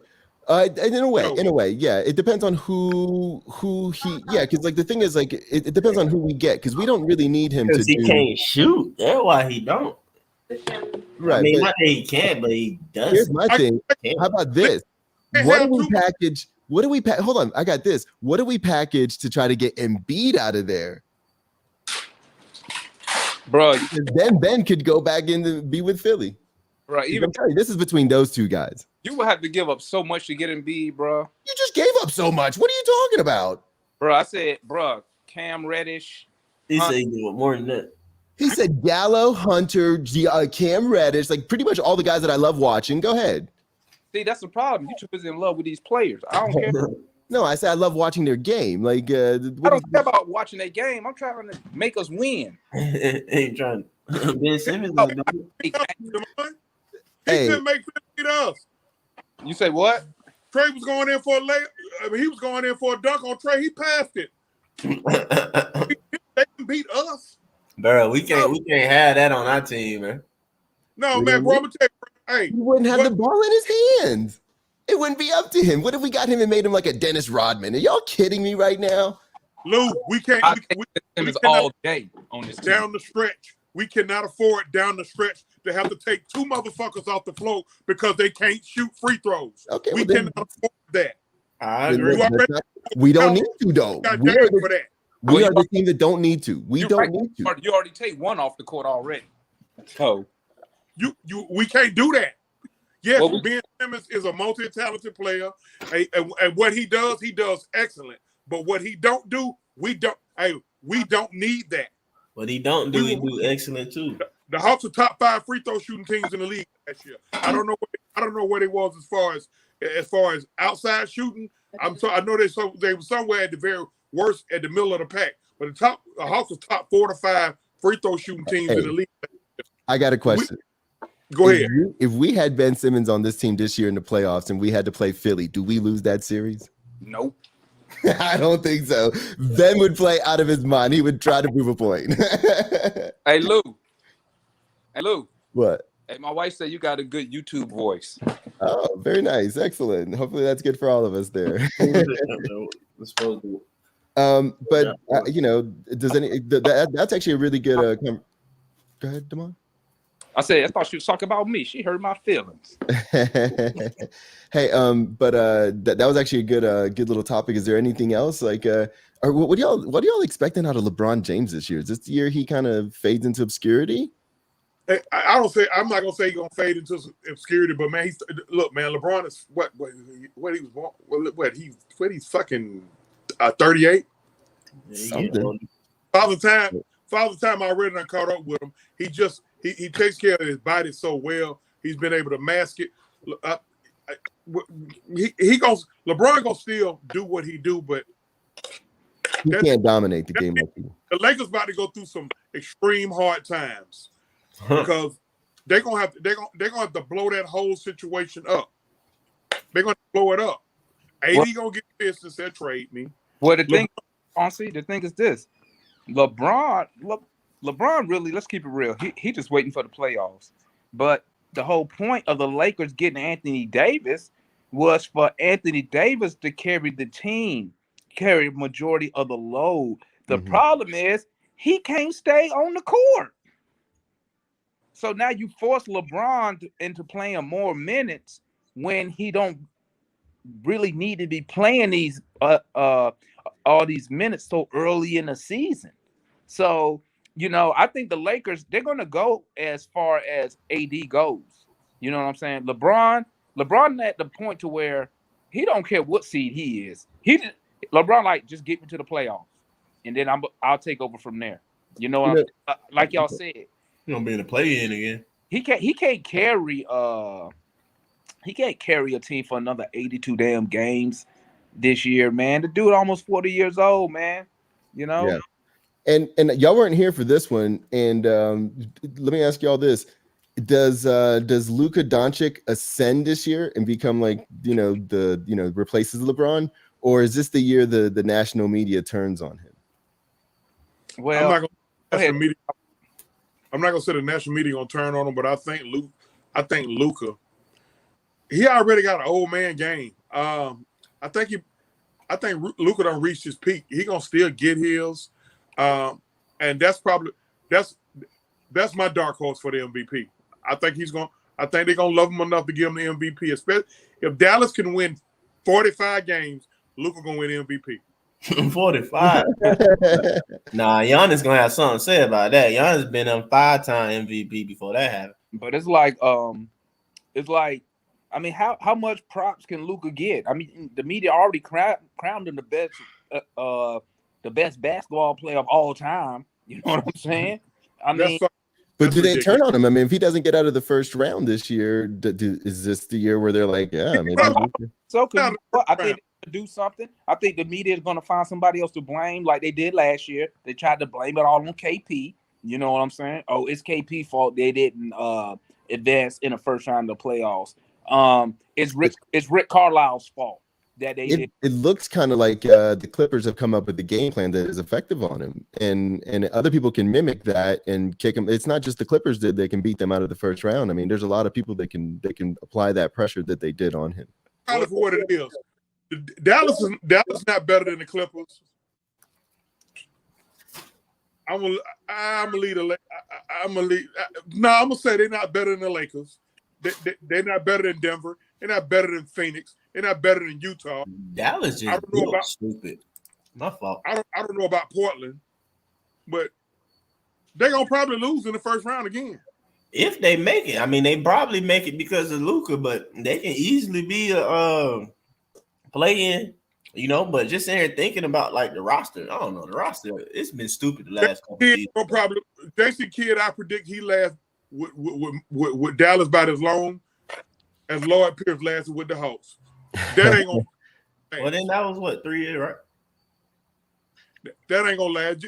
Jason Kidd got a whole different mentality. They gonna get into it. Him and Luka gonna get into it because Jason Kidd, he ain't having none of that dumb shit. And Jason Kidd, one of them coaches, he win at all costs, bro. Yeah, he is winning at all. Remember when he did the spill the drink on me? Remember when he did the spill the drink on me thing? I remember he dribbled the ball down the court and ran into Coach Woody. Yeah.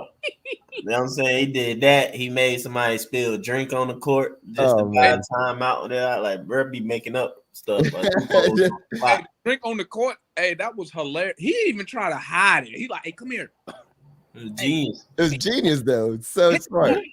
Like, they got to clean it up. He's like, all right, this is what we're going to do, guys. Bro, how you don't want to play for a dude like that, man? I'll be like, man, this dude want to win, bro. Exactly. He want to win.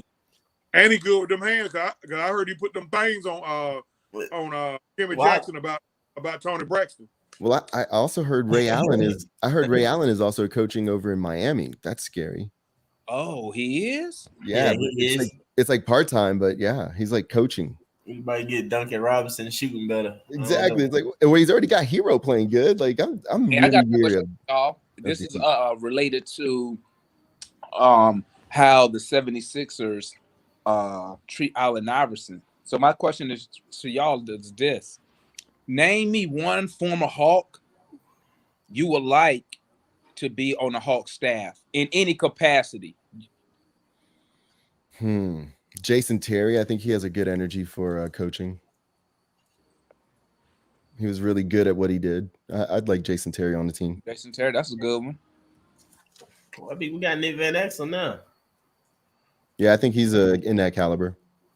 But nobody really considered him a Hawk, man. No. He wouldn't be a Hawk. I'm gonna go with a guy who done had head coaching experience. A guy like Randy Whitman. Okay. You know who I would go with?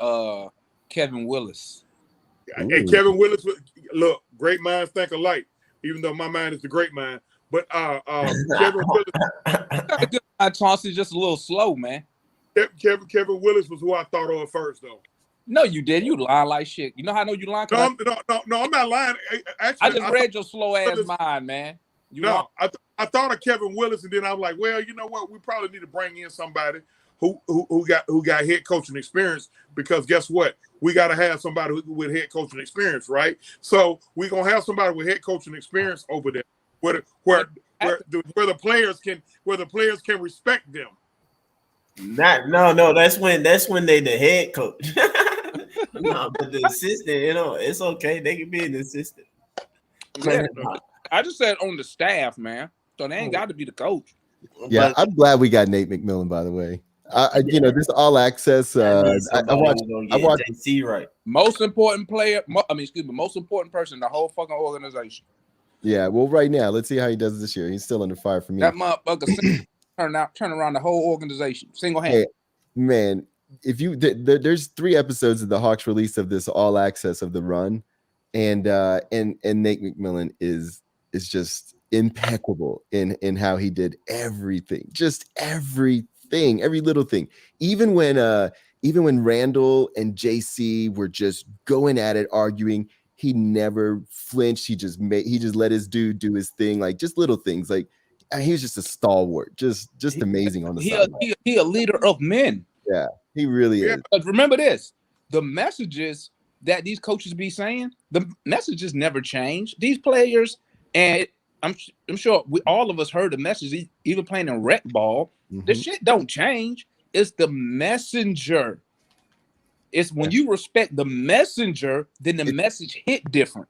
Yeah, and it's also when the attention to detail to say the thing that needs to be said at that time, because it's a bunch of them, right? And they're thinking of all of them. And so when you're in that huddle, you're like, this is what you got to think of right now, guys. That's the thing. And he did that every time. If you go back to the experience, right? Plays exactly. He's like, this is what's going on. Breathe, everybody breathe. I mean, just from everything there. This is what we're gonna do. This is what we're focused on. You got a guy who been in the trenches against the greatest teams. Mm-hmm. That's him and Gary Payton going against the 90s Bulls team. Yep. And going through the 90s West. Yep. People forget in the 90s, the West was no joke with Portland. Olajuwon. You see what I'm saying? And Seattle had to go through all of them. Let me make sure I heard this right. Uh-oh. I got one guy saying tomato. I got another guy saying tomato. But this tomato is great because this tomato, I respect this guy, and this tomato is rotten. I almost slapped my goddamn phone off this thing, man. Hey, look on rap. I don't know why. I don't know why.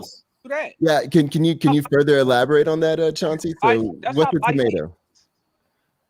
That's how leadership works. If somebody's telling you something, if Damon let me talk, if somebody's telling you something that's good for you, you need to respect it, no matter what you feel about the person that's delivering the message. That's fine, but in reality, what are we talking about? I understand. I understand all that. See, that's what's wrong with this younger generation. Y'all calling these motherfuckers too. I slap you. You know what? Bro, that's what I just said, bro. That's reality. Yeah, exactly. You know what it is? It's like this. It's just like this, Chauncey. It's like when you see young boys hanging out at night, they mama be telling them, hey, you don't need to be in these streets. But they go out there anyway. But some people who got a good big homie and a good OG, when that OG said, hey, little man, you need to be in the house, the message hit different because it's the messenger. You see what I'm saying? So when it comes to basketball, watch this. You know why Ben Simmons need to be traded? Because Doc Rivers said he couldn't win with him.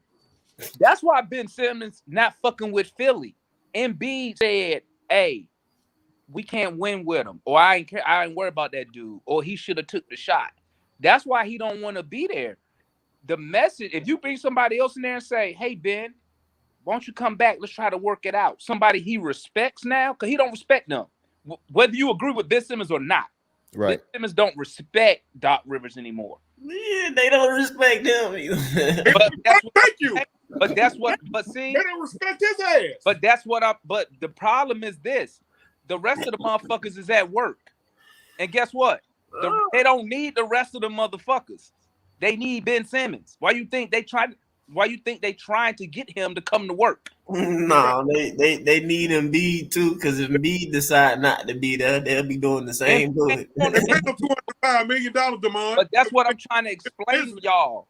When you that's why Ben Simmons is not fucking with them. It's because he don't respect it. He don't respect them. They don't respect him because of the way that he going about it.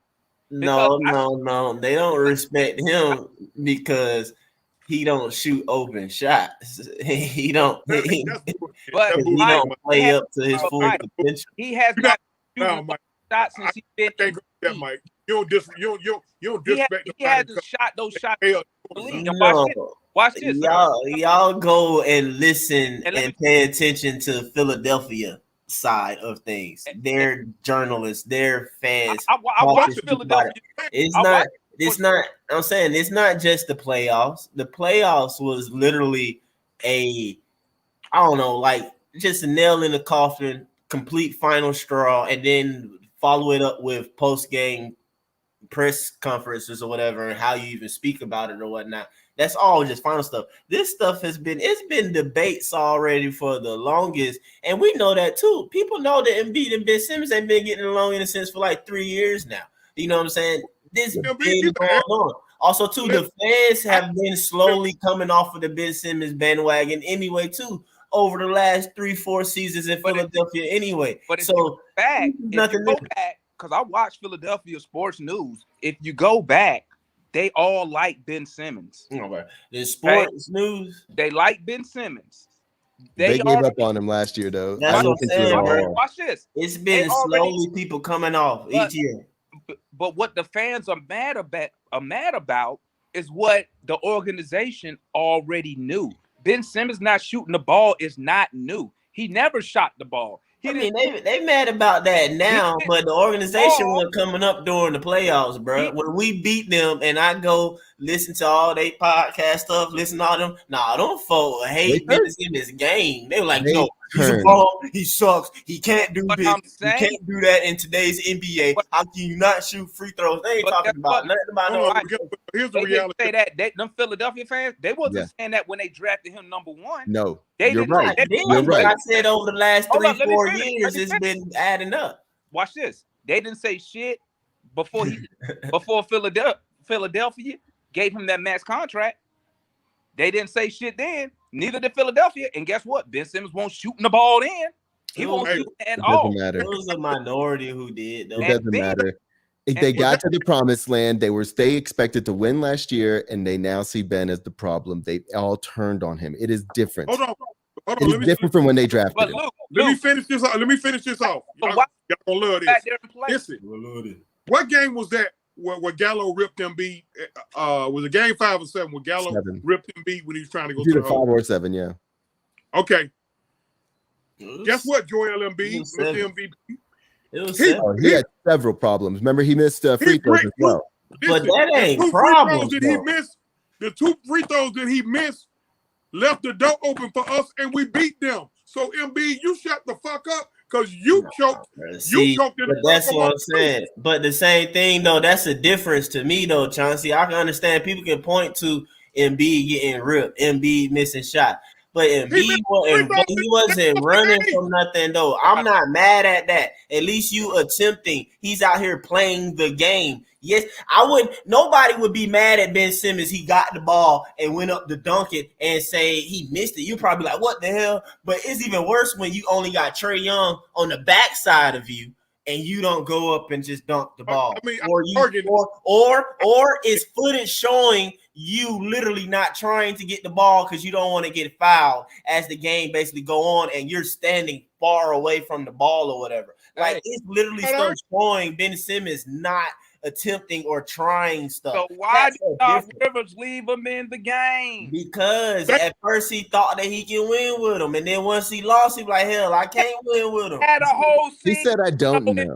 Win with him. He should have finished that line and said, "It's up to Ben." I don't know. He should have said this. He said, "I don't know. It's up to Ben." Nah, he should have said. He should have lied. He was like, he should have said, "Yeah, man."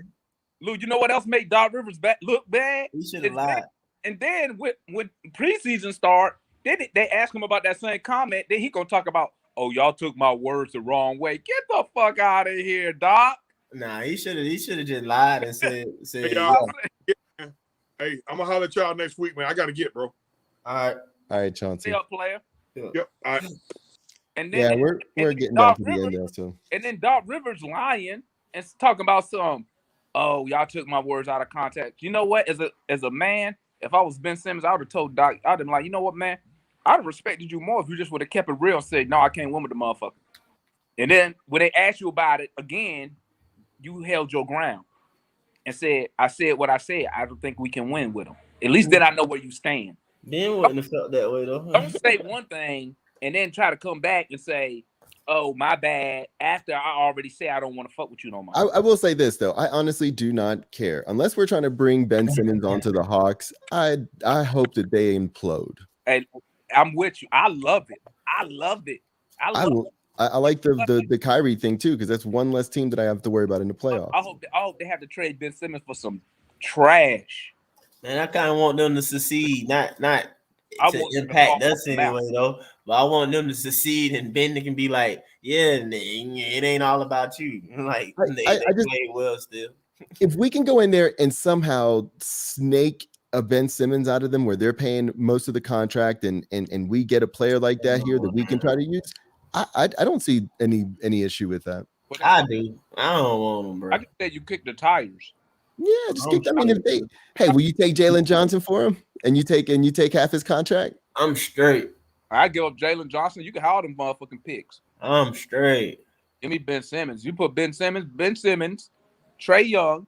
Okay. He'll never have to shoot. Never had to shoot the fucking ball. Ben Simmons will never have to shoot. No, Ben Simmons will never. He'll just dunk the ball, just pick and roll all day long.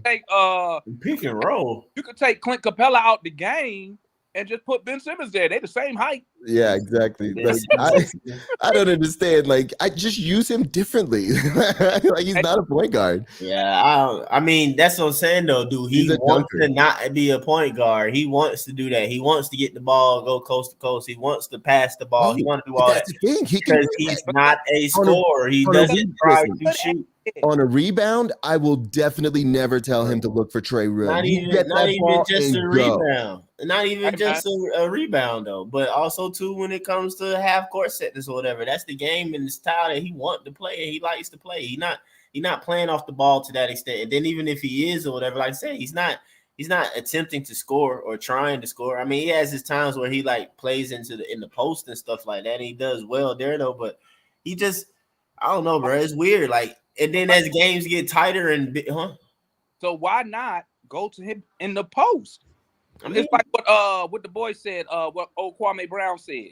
Kwame Brown said, "Why, if you know he can't shoot, Doc Rivers, why you got him at the fucking 3-point line? You know he can't shoot." Well, I mean, you got him out there because you have a legit post player in Joel Embiid. So.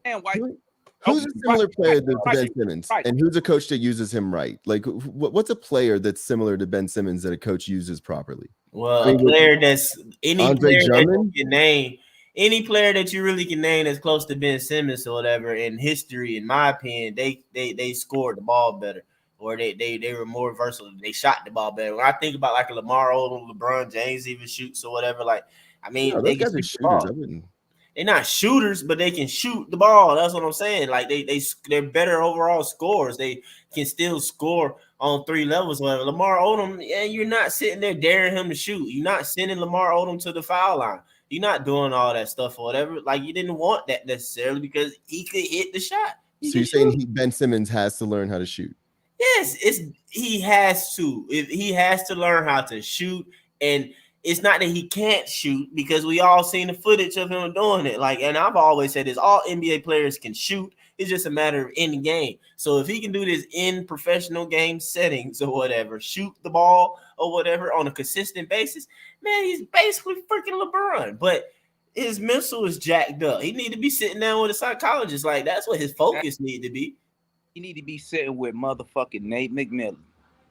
You don't think Whatever, you don't think a coach like him would? You need to be with Nick Saban. You know, Nick Saban make sure all his boys. I think Georgia do it now because Kirby adopts stuff from Nick Saban. But Nick Saban, he big on psychology and stuff like that. And they go through a lot of exercises where like they basically banned from speaking negative, talking negative. You know what I'm saying? Anything like that. They like he's real big and like, you know what I'm saying, just like that forward thinking, positive thinking, and like I said, sports psychology and stuff like that. Like, I mean, that's important. You feel me? And that's something that Ben Simmons, like, he really should sit down and like, say, oh, because we know Trey ain't got no mental issue. As far as if anything, it's like, boy, you need to calm yourself down. But hell, he think he can shoot from anywhere. You know what I'm saying? If he missed 20, he gonna think he gonna make the next 20. He'll shoot that shit as soon as he touched the ball. Exactly. He shoot it as soon as he crossed half court. If Trey Young had the chance, he'd be in the center court doing the jump ball and try to tip the ball into the and he's smaller. You'll think Trey 6'8" or something like that. But he's the smallest guy on the team, basically, or whatever, slim too, though. But he carry himself in the way you think, and then you got Ben Simmons, who's 6'10", 6'11", curling up. You know what I'm saying? That's what's crazy. It's like it's all mental. And me, it's like, man, I don't want that on the team, bro. Like, did you hear what the other players were saying in the playoffs about with Trey too? Like, basically being with somebody who believe like that, like it rub off on you. You know what I'm saying? Like Ben Simmons doing that to Philly. He over there doubting himself. He rubbing off on the rest of them boys. You know what I'm saying? Like, I don't want that here, man. Y'all remember they said that's one of the reasons why Jimmy Butler didn't re-sign with the Sixers. Jimmy Butler said the Sixers organization, they babied Ben Simmons and he said they never forced him to get better. And I remember that. Jimmy ain't gonna respect. Do you remember the story behind it too? Do you remember how Jimmy what he did to force his way out of there? He basically took a bunch of scrubs and played against the starters. Played against the starters and beat them, and then was like, "This is what I'm talking about." He did that against Jeff T and Cat. That was Minnesota. That's Minnesota.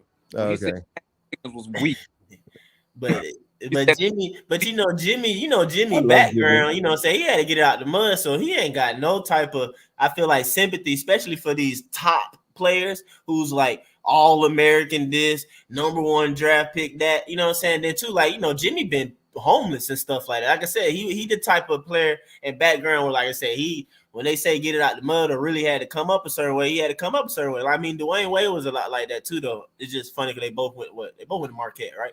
Jimmy went to Marquette.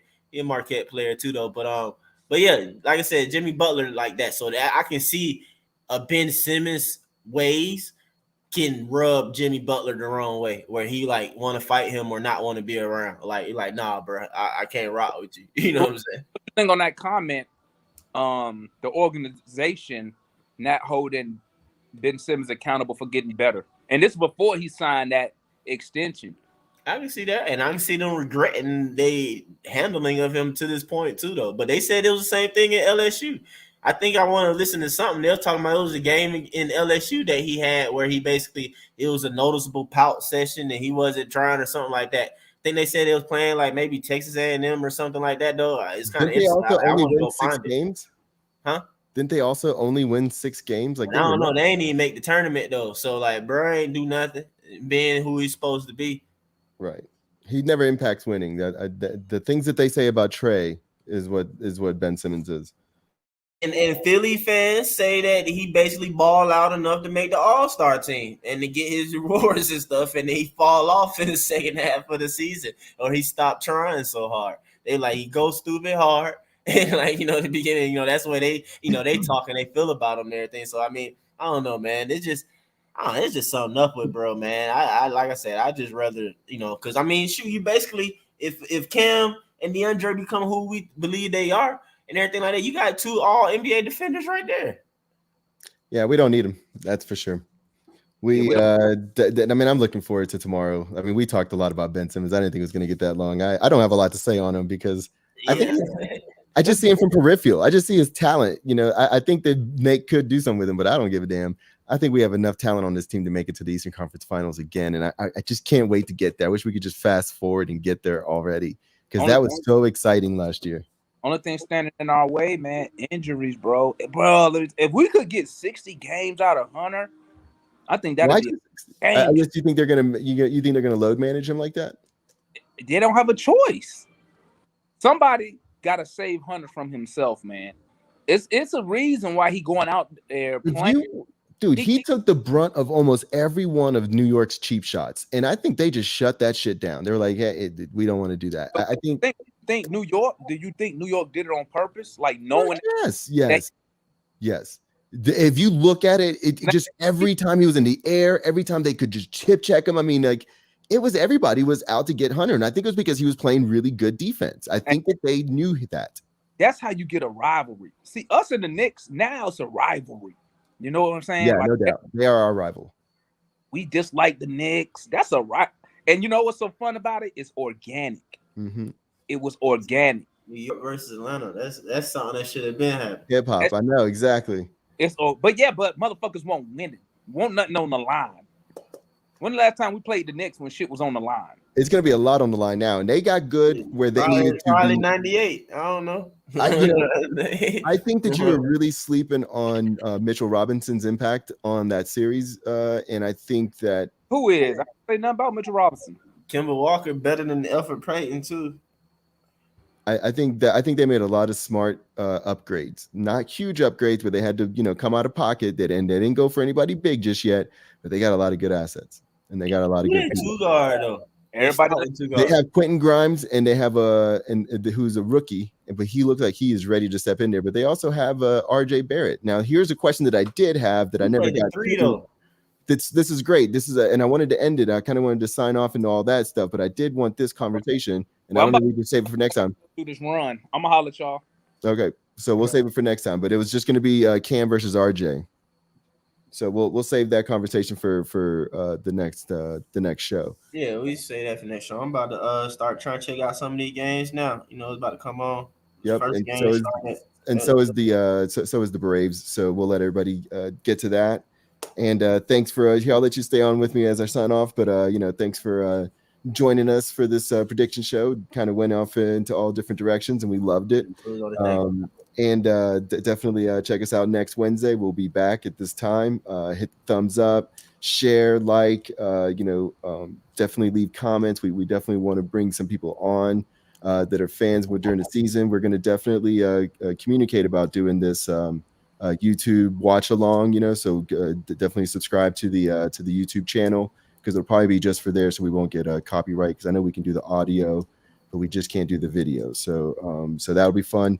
We'll in between timeouts, we'll all jump on board, and we'll say our piece, and then we'll just watch and listen together and be excited. So that's something that I would definitely be doing, since I'm going to be watching the show anyway. So we'll try to see if we can wrangle the guys to do that. And like I said, hit the thumbs up, and we'll be here all year long.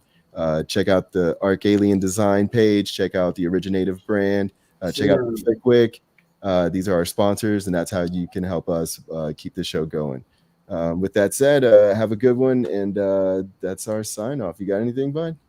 Nah, man, not too much. Like you said, shop Arc Alien Designs. You can follow me on Instagram, as you see right there, at @Arc_Alien. Also, too, go and check out the physical location. Our Instagram page is The Art Embassy, at The Art Embassy, located at Avondale Estates, GA. But besides that, man, go Hawks, and we catch everybody next week, right?